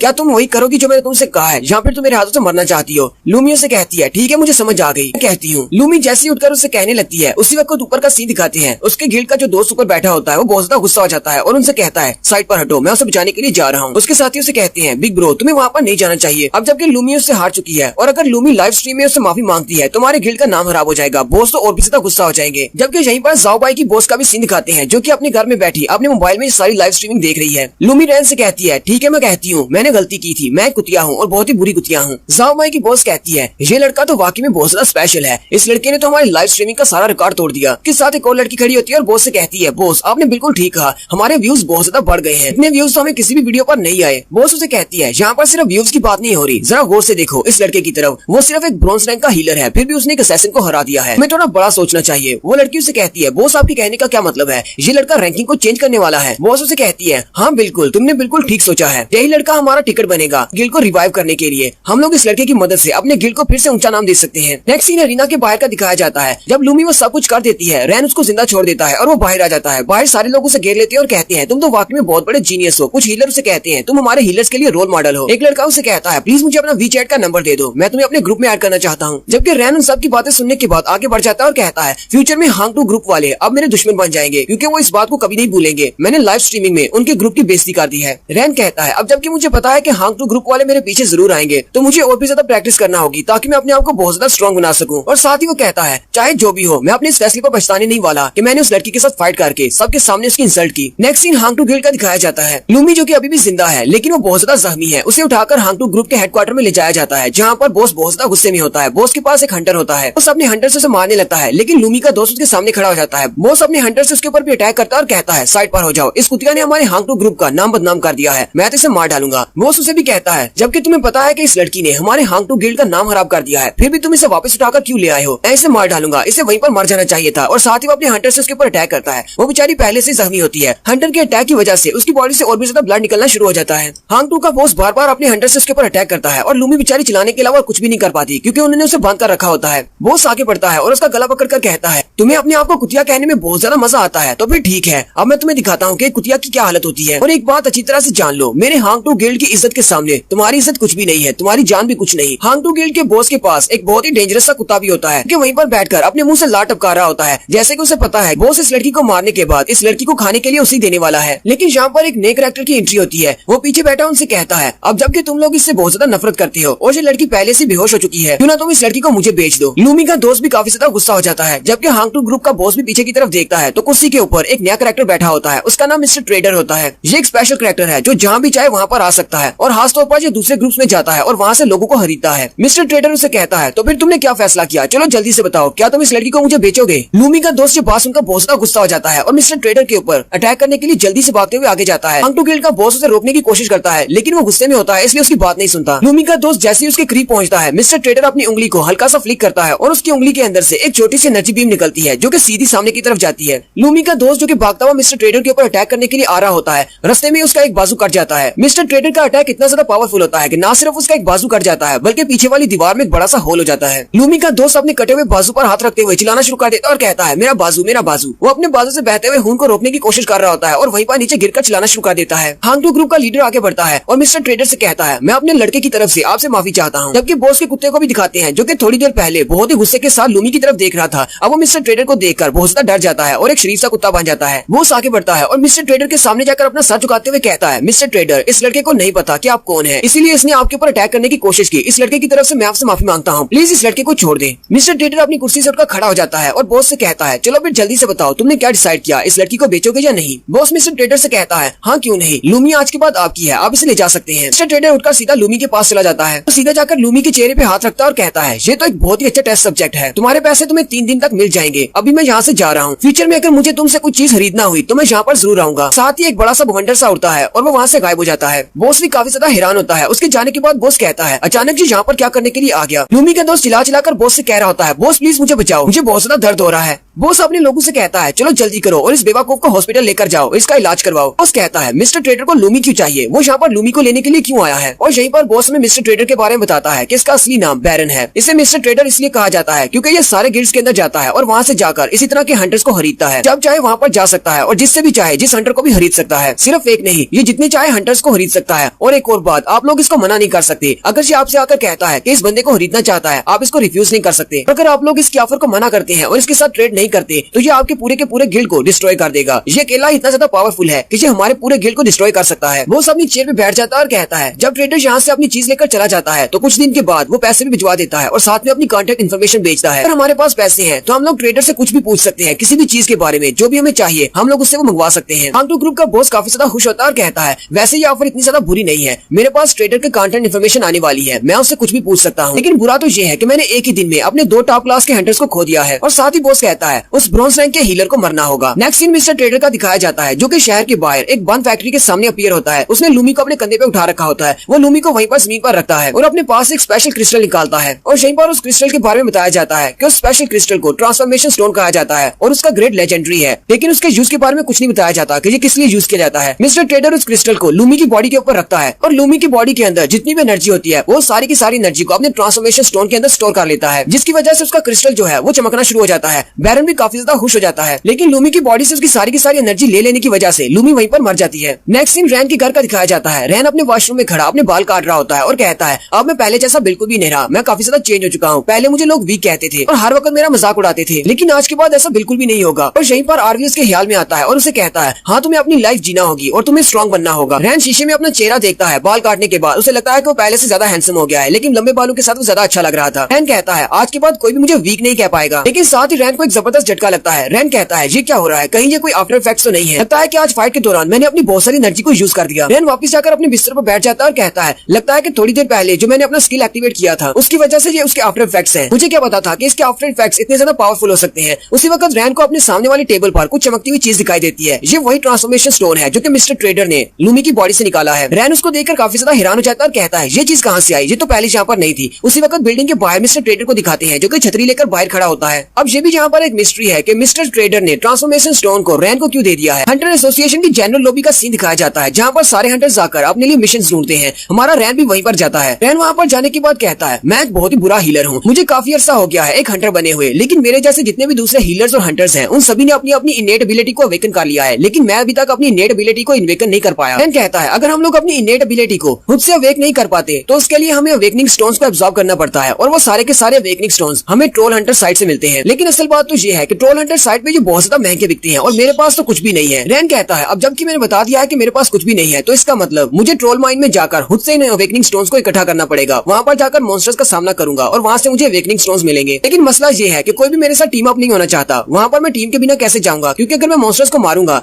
तो वहाँ पर अवेकनिंग स्टोन्स को इकट्ठा करने के लिए भी तो मुझे कोई चाहिए होगा। लेकिन साथ ही रैन कहता है अगर मैं किसी डंजन के अंदर जाता हूँ, वो भी एक पार्टी के साथ, मेरे पास तो ये अजीब सा सिस्टम है, जैसे मैं डंजन के अंदर जाऊंगा ये उसका एवोल्यूशन मोड स्टार्ट कर देगा और मेरे साथ जितने भी लोग होंगे उन सबकी जान खतरे में आ जाएगी। रैन कहता है मुझे तो कुछ भी समझ नहीं आ रही, अब मैं क्या करूँ। लगता है कि अब मुझे अकेले ही ट्रोल माइन डंजन के अंदर जाना पड़ेगा। रैन अभी तक वहीं पर खड़ा सोच रहा होता है कि उसी वक्त वहाँ पर जाओ बाई आती है और उसे कहती है सोंग रैन, अगर तुम अकेले हो और तुम किसी पार्टी को ज्वाइन करना चाहते हो तो तुम मेरी पार्टी के साथ आ सकते हो, हमारे गिल्ड की एक पार्टी ट्रोल माइन डंजन के अंदर जाने वाली है। रैन उसकी तरफ देखता और कहता है तुम तो टैंक जाओ बाई हो, तुम यहाँ पर क्या कर रही हो। वो आगे बढ़ती है और कहती है ये तो बहुत ही अजीब बात है, तुम्हें मेरे बारे में कैसे पता है। रैन उसे कहता है मुझे तुम्हारे बारे में कैसे पता नहीं हो सकता, तुम्हारी वजह से तो मैं पूरे शहर में मशहूर हो गया हूँ, तुम्हें तो मेरे मैच की लाइव स्ट्रीमिंग दिखाई थी, तुम्हारी वजह से अब पूरे का पूरा हांग टू ग्रुप मेरे पीछे लगा हुआ है। जाओ बाई उसे कहती है ये तो बहुत ही अच्छा है, तुम सिर्फ एक ही लाइव स्ट्रीमिंग से बहुत ज्यादा मशहूर हो गए हो, मैं इतने अरसे से लाइव स्ट्रीमिंग कर रही हूँ कि लोग अभी तक मुझे इतना ज्यादा नहीं जानते जितना तुम्हें जानते हैं। वहाँ पर एसोसिएशन की लॉबी में जितने भी हंटर्स होते हैं वो सारे रैन की तरफ देखकर उसे पहचान लेते हैं और कहते हैं ये तो वही ब्रॉन्ज रैंक का हीलर है जिसने लूमी को हराया था, जो कि एक असैसिन टाइप थी। अब जबकि टैंक जाओ बाई भी इसके साथ खड़ी है तो इसका मतलब ये वाकई में वही लड़का है। हंटर लड़कियां भागती हुई सोंग रैन के पास आ जाती है और उसे कहती है प्लीज मेरे साथ एक सेल्फी ले लो। एक लड़की उसे कहती है तुम्हारा जो नया हेयर स्टाइल तो बहुत ज्यादा प्यारा है। साथ ही वो उससे कहती है क्या जाओ बाई तुम्हारी लवर है, क्या तुम दोनों गर्लफ्रेंड एंड बॉयफ्रेंड हो। जाओ बाई भी काफी ज्यादा हैरान होती है और रैन से कहती है तुमने ठीक ही कहा था, तुम कुछ ज्यादा ही फेमस हो गए हो। रैन आगे बढ़ता है और उसका हाथ पकड़ते हुए कहता है चलो मेरे साथ आओ, और वो उसे खींचकर सीधा टॉयलेट में ले जाता है। रैन उसे टॉयलेट के अंदर ले जाकर दीवार के साथ लगा लेता है। वो काफी ज्यादा हैरान हो जाती है और कहती है ये तुम क्या करने वाले हो। रैन उसे कहता है मेरी बात ध्यान से सुनो, मैं यहाँ पर अपनी प्रोफाइल को लो रखने की कोशिश कर रहा हूँ, लेकिन तुमने जो कुछ भी किया है उस दिन तुमने लाइव स्ट्रीमिंग करके मेरी जान को खतरे में डाल दिया है, इसलिए दोबारा ऐसा कुछ कभी मत करना। हालांकि मैंने लूमी की इतनी ज्यादा इंसल्ट की, तुम्हारी लाइव स्ट्रीमिंग की वजह से हांग टू ग्रुप की ये सारी की सारी बेइज्जती सभी तक पहुंच चुकी है, इसलिए हांग टू ग्रुप वाले मुझे नहीं छोड़ेंगे। जाओ बाई उसे कहती है हाँ मैं तुम्हारी बात को समझ सकती हूँ, तुम क्या कह रहे हो, लेकिन शर्माते हुए उसे कहती है क्या तुम थोड़ा सा पीछे हटकर बात नहीं कर सकते, तुम बहुत ज्यादा करीब हो। रैन उसे कहता है अच्छा ठीक है। रैन जैसे वहाँ से जाने लगता है जाओ बाई उसका बाजू पकड़ लेती है और कहती है रुको जरा मेरी बात तो सुनो, थोड़ी देर पहले मैंने तुमसे कहा था कि हमारे गिल्ड की पार्टी को ज्वाइन कर लो, क्या तुम हमारी गिल्ड की पार्टी को ज्वाइन करना चाहोगे। रैन उसे कहता है क्या तुम वाकई में एक डंजन के अंदर मेरे साथ जाना चाहती हो। रैन उसे कहता है अच्छा ठीक है, अगर तुम मेरे साथ जाना चाहती हो तो फिर मेरी दो कंडीशंस हैं। सबसे पहली मेरी कंडीशन ये है कि उस डंजन के अंदर जितने भी अवेकनिंग स्टोन्स मिलेंगे वो सारे के सारे मेरे होंगे, इसके अलावा जो कुछ भी होगा वो सब कुछ तुम रख सकती हो। लूमी उसे कहती है तो इसका मतलब तुमने अभी तक अपनी इननेट एबिलिटी को नहीं जगाया, तो वाकई में एक ब्रोंज रैंक के हंटर हो, हमें लगा था कि तुम एक फॉल्स रैंकर हो। रैन भी उसकी बात सुनकर थोड़ा सा शर्मिंदा हो जाता है। रैन उसे कहता है मेरी दूसरी कंडीशन ये है कि तुम अपने साथ अपने किसी भी पार्टी मेंबर को लेकर नहीं जा सकती, सिर्फ हम दोनों अकेले डंजन के अंदर जाएंगे। जाओ बाई उसकी बात सुनकर बहुत ज्यादा हैरान हो जाती है और उसे कहती है कहीं तुम पागल तो नहीं हो गए, उस डंजन के अंदर 5 लोग जा सकते हैं, अगर हम 5 लोगों से काम लेकर जाते हैं तो वहाँ पर हम लोग मर भी सकते हैं, क्या तुम हम सबको वहाँ पर मरवाना चाहते हो। रैन उसे कहता है मैंने तुम्हें अपनी कंडीशंस बता दी हैं, अगर तुम मेरे साथ डंजन में जाना चाहती हो तो फिर सिर्फ हम दोनों ही जाएंगे, अगर नहीं जाना चाहती तो फिर तुम्हारी मर्जी है। इतना कह के रैन वॉशरूम से बाहर चला जाता है। जाओ बाई सोच रही होती है अगर बॉस ने मुझे ऑर्डर्स नहीं दिए होते कि मुझे इस लड़के के बारे में सारी इन्फॉर्मेशन इकट्ठी करनी है तो मैं इसके साथ डंजन में कभी नहीं जाती, अब जबकि ये मेरे बॉस के ऑर्डर्स हैं तो मुझे इसके साथ जाना ही पड़ेगा। जाओ बाई सोंग रैन से कहती है सोंग रैन जरा रुको, मैं भी तुम्हारे पीछे आ रही हूँ। Next scene troll mine dungeon gate का होता है जो कि एक पुराने से एरिया में होता है। जाओ बाई उसे कहती है काफी दिनों से ये डंजन गेट यहीं पर है, ये एक ट्रोल माइन डंजन है, इसके अंदर से हमें बहुत सारे अवेकनिंग स्टोन्स मिल सकते हैं। जाओ बाई उसे कहती है अब जबकि हम लोग यहाँ पर पहुंच चुके हैं तो चलो फिर अपना टाइम वेस्ट नहीं करते, जल्दी से अपना आर्मर पहनते हैं और अंदर चले जाते हैं। रैन उसे कहता है मेरे पास तो कोई आर्मर है ही नहीं, मेरे पास सिर्फ एक वेपन है। जाओ बाई बहुत ज्यादा हैरान हो जाती है और कहती है इस डंजन के अंदर सिर्फ हम 2 लोग जाने वाले हैं और तुम्हारे पास एक आर्मर भी नहीं है, कहीं तुम यहाँ पर खुदकुशी करने के लिए तो नहीं आए, साथ में मुझे भी मरवा दोगे। रैन उसे कहता है पहली बात तो ये है कि मेरे पास इतने पैसे नहीं है कि मैं अपने लिए आर्मर खरीद सकूं, और दूसरी बात ये है कि ये मेरा स्टाइल है फाइट करने का, अगर तुम्हें मेरे साथ नहीं जाना तो फिर वापस जा सकती हो, तुम्हें किसी ने फोर्स नहीं किया कि मेरे साथ अंदर आओ। जाओ बाई उसे कहती है ये तो सिर्फ अवेकनिंग स्टोन्स हैं, अवेकनिंग स्टोन्स तो तुम्हें कहीं से भी मिल सकते हैं, तुम साइड से भी खरीद सकते हो, लेकिन अगर तुम यहाँ पर डंजन के अंदर मर जाती हो तो फिर तुम्हें अवेकनिंग स्टोन्स नहीं मिलेंगे। रैन उसके कंधे पे हाथ रखता है और कहता है शांत हो जाओ, ये सारा मेरा मसला है कि मैं डंजन के अंदर जिंदा रहता हूँ या मरता हूँ, तुम्हें बस अपना ख्याल रखना है, अपने आप को प्रोटेक्ट करना। और साथ ही वो डंजन गेट की तरफ आगे बढ़ जाता है और जाते हुए से कहता है अगर डंजन के अंदर जाने के बाद तुम्हें बहुत ज्यादा डर लगता है तो तुम वापस आ सकती हो, मैं तो बॉस को मारने के बाद ही वापस आऊंगा। जाओ बाई काफी ज्यादा परेशान होती है और कहती है अब मैं जाकर गिल्ड लीडर को क्या बताऊंगी, ये लड़का तो पूरी तरह पागल है, इसका दिमाग खराब हो चुका है, अगर मैं इसके साथ डंजन के अंदर नहीं जाती तो बॉस को बताने के लिए कुछ भी नहीं होगा, मुझे भी इसके साथ जाना ही पड़ेगा, क्योंकि अगर आज मैं इसके साथ यहाँ पर नहीं जाऊंगी तो हमारी गिल्ड लीडर मुझे फिर से वीडियोस बनाने का काम दे देगी जो कि बहुत ज्यादा बोरिंग है। लूमी सामने की तरफ देखती है तो रैन पहले ही डंजन के अंदर जा चुका होता है। वो कहती है रैन कहाँ पर चला गया, कहीं ऐसा तो नहीं कि वो डंजन के अंदर अकेले चला गया है, लगता है ये लड़का मुझे बहुत ज्यादा काम मांग रहा है, जबकि मैं एक गोल्ड रैंक की समनर हूँ और जाओ बाई की क्लास समनर है, यानी कि वो अपने मैजिक्स को कास्ट करते हुए किसी भी क्रीचर को बुला सकती है। जाओ बाई एक लंबी सांस लेती है और कहती है चलो फिर ठीक है, मैं भी डंजन के अंदर जाती हूँ, अगर वो मुझे नहीं मिला और अंदर बहुत ज्यादा खतरा हुआ मैं अकेले बाहर आ जाऊंगी। जाओ बाई बातें करते हुए पोर्टल से अंदर जाती है और कहती है सोंग रैन मेरे बिना तो तुम अंदर नहीं जा सकते, मुझे नहीं लगता कि तुम यहाँ पर बॉस को ढूंढ भी पाओगे, यहाँ पर बहुत सारे मॉन्स्टर्स हैं। लेकिन जैसे ही वो अंदर जाती है वो देखकर बहुत ज्यादा हैरान हो जाती है कि वहाँ पर जितने भी मॉन्स्टर्स होते हैं वो पहले से मर चुके होते हैं। जाओ बाई आगे की तरफ चलती जाती है और कहती है ये लड़का तो वाकई में बहुत ज्यादा हास है, बॉस ने कहा था इसके ऊपर नजर रखनी है, बॉस ने बिल्कुल ठीक कहा था, इस लड़के ने तो यहाँ पर जितने भी मॉन्स्टर्स हैं उनको पहले ही मार दिया है और वो भी सिर्फ अकेले। रैन उसके आगे आगे होता है और आगे जितने भी रास्ते में मॉन्स्टर्स होते हैं वो उन सब के साथ फाइट करते हुए उन सबको मार रहा होता है। ज़ाओ बाई भी काफी ज्यादा एक्साइटेड हो जाती है और कहती है लगता है कि बहुत ज्यादा मजा आने वाला है। वो अपने समनिंग मैजिक को एक्टिवेट करती है और अपने पास से एक वुल्फ को निकालती है जिसका नाम डार्की है। ज़ाओ बाई डार्की से कहती है चलो डार्की, हम इस लड़के को दिखाते हैं कि हम इससे जरा भी कम नहीं है। इस लड़के ने तो हमें बहुत ज्यादा कम मांग लिया है, हम इससे बहुत ज्यादा स्ट्रॉन्ग है। रैन अभी भी कुछ मॉन्स्टर्स को मार रहा होता है और कहता है ये तो बहुत ही अच्छा हो गया, अब जबकि मैं लेवल अप हो चुका हूँ, ये सारे सिल्वर रैंक के मॉन्स्टर्स मेरे सामने कुछ भी नहीं है। और साथ ही रैन काफी ज्यादा खुश भी होता है क्योंकि एवोल्यूशन मोड अभी तक एक्टिवेट नहीं हुआ। रैन कहता है जब तक मेरा एवोल्यूशन मोड एक्टिवेट नहीं होता ये सारे के सारे मॉन्स्टर्स नॉर्मल रहेंगे और मैं आसानी से इन सबको मार सकता हूँ। ज़ाओ बाई भी वहाँ पर पहुंच जाती है और डार्की से कहती है डार्की जाओ जाकर रैन की हेल्प करो, जबकि रैन कहता है इस सब की जरूरत नहीं है, यहाँ पर जितने भी मॉन्स्टर्स थे उन सबको मैंने मार दिया है। ज़ाओ बाई ये देखकर बहुत ज्यादा घबरा जाती है क्योंकि रैन ने वाकई में वहाँ पर जितने भी मॉन्स्टर्स होते हैं उन सबको अकेले मार दिया होता है। ज़ाओ बाई उसे कहती है रास्ते में आते हुए मैंने बहुत सारे मॉन्स्टर्स की लाशें देखी हैं और यहाँ पर तो लाशों का ढेर लगा हुआ है, तुम तो वाकई में बहुत ज्यादा स्ट्रॉन्ग हो, मुझे ये बात मानना पड़ेगी। रैन उसे कहता है मेरी तारीफ करने के लिए तुम्हारा शुक्रिया। ज़ाओ बाई उसके पास आ जाती है और कहती है लेकिन इस डंजन का बॉस बहुत ज्यादा स्ट्रॉन्ग होगा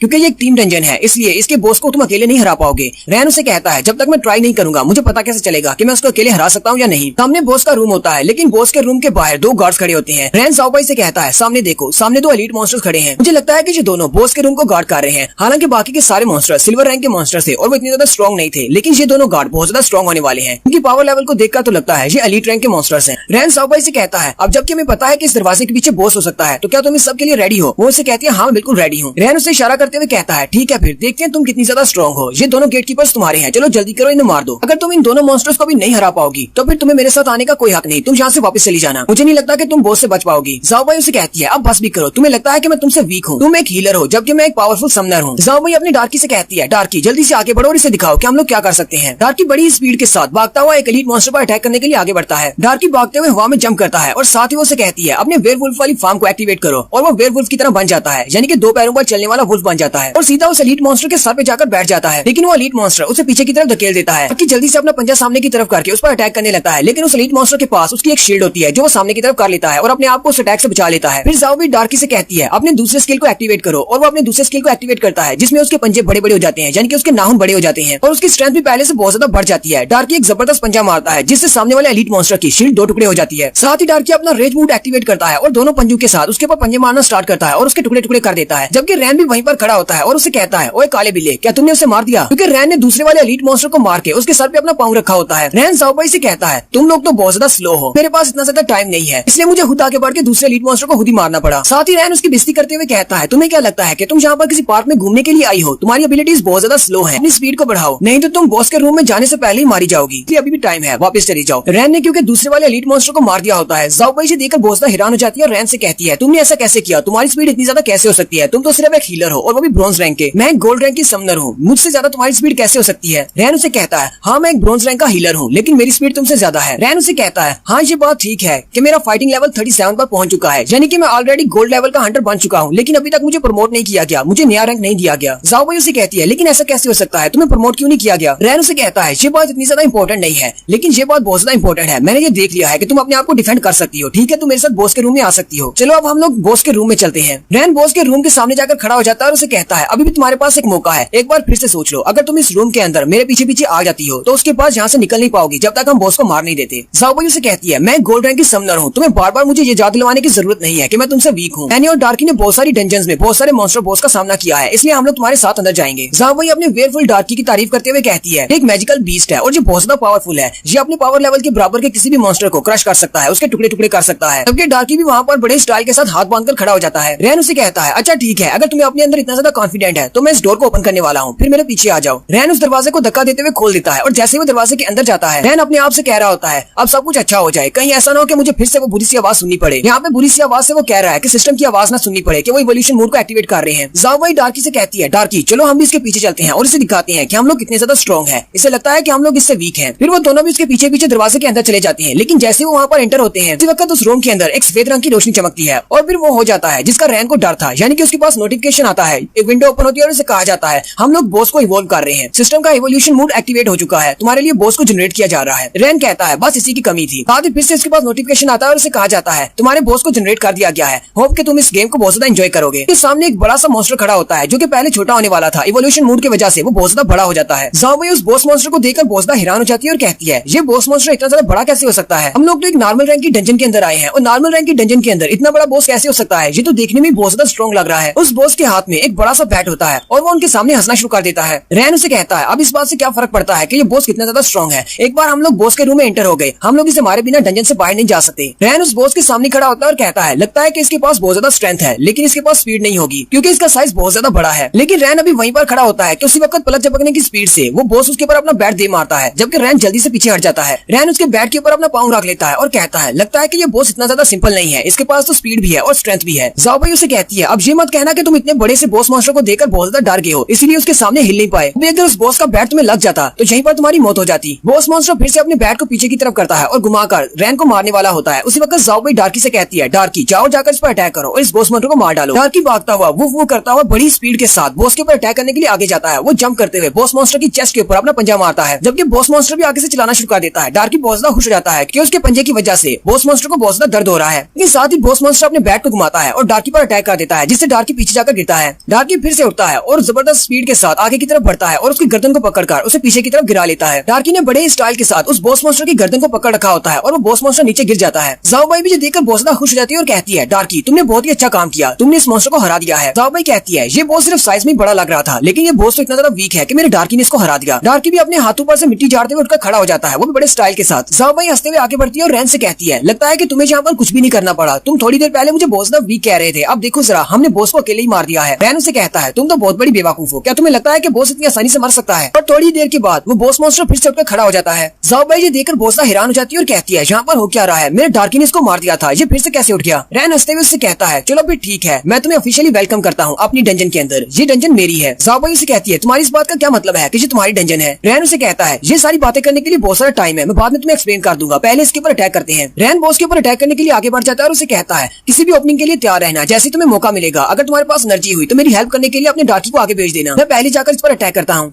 रैन जैसे ही उसके सामने जाता है बॉस अपने बैट को घुमाते हुए उसके ऊपर अटैक करता है, लेकिन रैन ऊपर की तरफ जंप करते हुए उसके अटैक को डॉज कर लेता है। रैन हवा में से पीछे की तरफ बैक फ्लिप करता है और अपने ब्लेड ऑफ इवोल्यूशन को यूज करते हुए उस बॉस के सर के ऊपर अटैक करता है, लेकिन वो बॉस जल्दी से अपने दोनों बाजू को सामने की तरफ कर लेता है, वो अपने बाजू को शील्ड के तौर पर यूज कर रहा है। रैन उसके ऊपर अटैक करने के बाद नीचे उतर आता है। जब वो देखता है कि उसके ऊपर कोई भी ज्यादा डैमेज नहीं हुआ, वो बहुत ज्यादा हैरान हो जाता है और कहता है मेरे स्पेशल टैक्स भी इसके ऊपर ज्यादा डैमेज नहीं कर रहे, ये अपने बाजू को शील्ड के तौर पर यूज कर सकता है। जाओ भाई भी ये सब कुछ देखकर बहुत ज्यादा हैरान हो रही होती है और कहती है लगता है कि रैन को इस बारे में पहले से पता था कि डंजन के अंदर आने से ऐसा कुछ होने वाला है कि मॉन्स्टर अपनी पहली फॉर्म से बहुत ज्यादा स्ट्रॉन्ग हो जाएंगे। इस लड़के के इर्द गिर्द तो बहुत सारी मिस्ट्रीज हैं, इसके पास बहुत सारे सीक्रेट्स हैं, लेकिन इस बॉस के सामने फाइट करते हुए मुझे इतना तो पता चल गया है कि ये वाकई में एक ब्रोंज रैंक का हीलर है, क्योंकि इसे डंजन के अंदर जरा भी एक्सपीरियंस नहीं है। क्योंकि अगर इसे डंजन के अंदर आने का एक्सपीरियंस होता तो ये बात समझ जाता कि जिस बॉस के पास शील्ड होती है ऐसे बॉस के सामने हमारे ब्लेड के अटैक बिल्कुल बेकार है। जाओ भाई रैन से कहती है सिर्फ मेज टाइप के और असैसिन टाइप के हंटर्स इसको हरा सकते हैं, क्योंकि ये एक शील्ड वाला मॉन्स्टर है, तुम्हारा ब्लेड इसके सामने बिल्कुल बेकार है, इसलिए मुझे नहीं लगता कि तुम इसको हरा पाओगे। जाओ भाई अभी वहीं पर रैन के साथ बातें कर रही होती है कि उसका डार्की भागता हुआ बॉस पर अटैक करने के लिए आगे चला जाता है। जाओ भाई ये देखकर बॉस ना हैरान हो जाती है, क्योंकि उसने अपने डार्की को कोई भी ऑर्डर्स नहीं दिए। डार्की जैसे ही बॉस पर अटैक करने के लिए उसके करीब जाता है, वो बड़ा सा मॉन्स्टर अपने बड़े से बैट को घुमाकर उसको एक जबरदस्त छक्का मारता है। डार्की बेचारा बहुत ज्यादा जख्मी हो जाता है और उसकी बॉडी से ब्लड निकलना शुरू हो जाता है, वो पीछे दीवार के साथ जाकर गिरता है। जाओ भाई अपनी डार्की की हालत देखकर बहुत ज्यादा हैरान हो जाती है और रोना शुरू कर देती है, जबकि बॉस अब पहले से भी ज्यादा गुस्सा हो जाता है। वो अपने रेज मूड को एक्टिवेट करता है और अपने बड़े से बैट को उनके ऊपर मारने के लिए रेडी हो जाता है। जाओ भाई उसके बैट को अपनी तरफ आते हुए देखकर कहती है अब हम लोग यहीं पर मरने वाले हैं, मैंने तो कभी सोचा भी नहीं था कि मैं इस तरह की किसी नॉर्मल डंजन के अंदर बॉस के हाथों मारी जाऊंगी। फिर रैन सोच रहा होता है जाओ भाई ने कहा है कि इस तरह के मॉन्स्टर को मारने के लिए एक असैसिन टाइप का हंटर चाहिए होता है, हम लोग इस मॉन्स्टर को नहीं मार पाएंगे। रैन कहता है मुझे लगता है कि मुझे स्पेशल स्किल को यूज करना पड़ेगा, और यहीं पर 3 दिन पहले की स्टोरी बताई जाती है, उस दिन की जिस दिन रैन अपने रूम में बैठा होता है और मिस्टर ट्रेडर उसके रूम के बाहर होता है। रैन को अपने सामने टेबल के ऊपर एक क्रिस्टल नजर आता है जो कि चमक रहा होता है। रैन कहता है ये क्या चीज है, वो उसको उठाकर अपने हाथ में पकड़ लेता है। रैन अपने सिस्टम से उसे चेक करता है तो उसके नाम के बारे में कुछ भी नहीं लिखा होता, लेकिन उसमें लिखा होता है कि तुम्हारा ब्लेड इसको एब्जॉर्ब कर सकता है। रैन अपने ब्लेड ऑफ इवोल्यूशन को निकालता है और साथ ही उस ट्रांसफॉर्मेशन स्टोन को उस ब्लेड के ऊपर रखता है, जिससे वो क्रिस्टल की सारी एनर्जी उस ब्लेड के अंदर ट्रांसफर हो जाती है। और साथ ही उसके पास विंडो ओपन होती है और उसे कहा जाता है कि तुमने असैसिन टाइप को भी सीख लिया है, अब तुम एक असैसिन भी बन सकती हो। जब ये अपने स्पेशल स्किल को एक्टिवेट करेगा उसका ब्लेड ऑफ इवोल्यूशन एक की बजाय 2 ब्लेड्स बन जाएगा, जैसे कि असैसिन्स के पास होते हैं। असैसिन्स के पास हमेशा 2 ब्लेड्स होते हैं। साथ ही उसकी स्ट्राइक स्ट्रेंथ भी 15% के हिसाब से बढ़ जाएगी। स्टोरी फिर से प्रेजेंट में आ जाती है। रैन ब्लेड ऑफ इवोल्यूशन पे हाथ रखता है और कहता है ठीक है असैसिन फॉर्म को एक्टिवेट करो। तो ब्लेड ऑफ इवोल्यूशन चमकना शुरू हो जाता है। जाओ भाई जी देखकर बहुत सा हैरान हो जाती है और कहती है तुम्हारे ब्लेड के साथ क्या हो रहा है। और उसी वक्त वो देखती है कि रैन के हाथ में एक ही बजाय 2 ब्लेड्स हो जाते हैं। ज़ाओबाई जी देखकर बहुत सा हैरान हो जाती है और कहती है थोड़ी देर पहले तो उसके पास सिर्फ एक स्वर्ड थी, लेकिन अब ये 2 डैगर्स बन गए हैं। अचानक इसने अपनी क्लास कैसे चेंज कर ली? ये तो एक हीलर था, लेकिन अब ये एक असैसिन है। रैन ज़ाओबाई से कहता है क्या तुम ठीक हो? ज़ाओबाई उसे कहती है हाँ मैं बिल्कुल ठीक हूँ, लेकिन मुझे इस बात की समझ नहीं आई, तुम तो एक हीलर हो, फिर तुम्हारे पास ये सेकंड क्लास कैसे हो सकती है? तुम असैसिन कैसे बन सकते हो? उसी वक्त वो सामने की तरफ देखते हैं तो बॉस मॉन्स्टर उनकी तरफ देखकर हंस रहा होता है और उनके ऊपर अपना पंच मारने वाला होता है। रैन ज़ाओबाई से कहता है मेरे पास ये सारी बातें बताने का टाइम नहीं है, पहले मुझे इस बॉस मॉन्स्टर से निपटने दो। बॉस मॉन्स्टर रैन के ऊपर अपना पंच मारता है। रैन ऊपर की तरफ जंप कर जाता है, लेकिन उसका पंच जमीन के अंदर धंस जाता है। रैन उसी वक्त अपने ब्लेड को यूज करते हुए उस बॉस मॉन्स्टर के ऊपर अटैक करता है, जिससे उसका एक दांत कट जाता है, जिससे बॉस मॉन्स्टर बहुत ज्यादा गुस्सा हो जाता है और अपनी पावर्स को रिलीज करता है, जिससे एक फोर्स फील्ड बनती है और रैन पीछे की तरफ गिर जाता है। ज़ाओबाई जी स्पेशल स्किल को देखकर बहुत ज्यादा हैरान हो जाती है और कहती है बॉस तो अपने टायरेंट वाली स्किल को यूज कर रहा है, इससे एक फोर्स फील्ड बनती है। ज़ाओबाई कहती है ये वाली स्पेशल एबिलिटी इस जैसी नॉर्मल रैंक की बॉसेस के पास नहीं होती। रैन अभी उसकी फोर्स फील्ड के साथ टकराकर पीछे की तरफ ही गिर रहा होता है कि बॉस जल्दी से अपना हाथ आगे बढ़ाता है और रैन को पकड़ लेता है। उस रैन को पकड़ लेने के बाद उसे बड़े ही जोर के साथ जमीन के ऊपर पटका कर मारता है और ग्राउंड के ऊपर एक जबरदस्त धमाका होता है। ज़ाओबाई भी देखकर बहुत ज्यादा घबरा जाती है। रैन के मरने के बाद अब ज़ाओबाई की बारी होती है। बॉस ज़ाओबाई की तरफ देखता है और फिर अपने हाथ को आगे बढ़ाते हुए ज़ाओबाई को मारने लगता है। ज़ाओबाई वहीं पर गिर जाती है और कहती है ऐसा नहीं हो सकता, मैं यहाँ पर नहीं मार सकती। जबकि उसी वक्त रैन को दिखाते हैं जो कि उस बॉस मॉन्स्टर के दूसरे वाले हाथ के नीचे होता है। वो वहीं से अपने ब्लेड को यूज करते हुए उसके हाथ को काट देता है और उठकर खड़ा हो जाता है। रैन काफी ज्यादा जख्मी होता है, उसके चेहरे से ब्लड बह रहा होता है। रैन उठते ही ज़ाओबाई से कहता है अगर तुम इससे अपने आप को बचा नहीं सकती तो किसी सेफ जगह पर जाकर सिर्फ खड़ी होकर देखो। ज़ाओबाई जो कि डरी हुई वहाँ पर बैठी होती है वो उसे कहती है नहीं मैं पीछे नहीं जाने वाली, मैं यहीं पर तुम्हारे साथ फाइट करूंगी। रैन उसे कहता है तुम इस काबिल नहीं हो, क्यों यहाँ पर मरना चाहती हो? तुम्हारी वजह से मैं भी अपने अटैक्स पूरी तरह नहीं रिलीज कर पा रहा। मैं अपनी फुल पावर को रिलीज करके इस बॉस को यहीं पर मारने वाला हूँ, सिर्फ एक ही मूव में, इसलिए तुम पीछे हट जाओ, कहीं ऐसा ना हो कि तुम्हें भी चोट लग जाए। फिर रैन उस बॉस मॉन्स्टर के सामने खड़ा हो जाता है, जबकि बॉस मॉन्स्टर भी उसके सामने खड़ा होता है। वो दोनों एक दूसरे के आमने सामने हैं। नेक्स्ट एपिसोड में हम लोग देखेंगे कि रैन किस तरह इस बॉस मॉन्स्टर को मारेगा और इसे मारने पर उसे कौन सा रिवार्ड मिलेगा। यहीं पर हमारी एपिसोड 10 का एंड होता है। एक्सप्लेनेशन अच्छी लगी हो तो कमेंट करके जरूर बताइएगा। चैनल को सब्सक्राइब कर दे, वीडियो को लाइक और शेयर कर दें। शुक्रिया।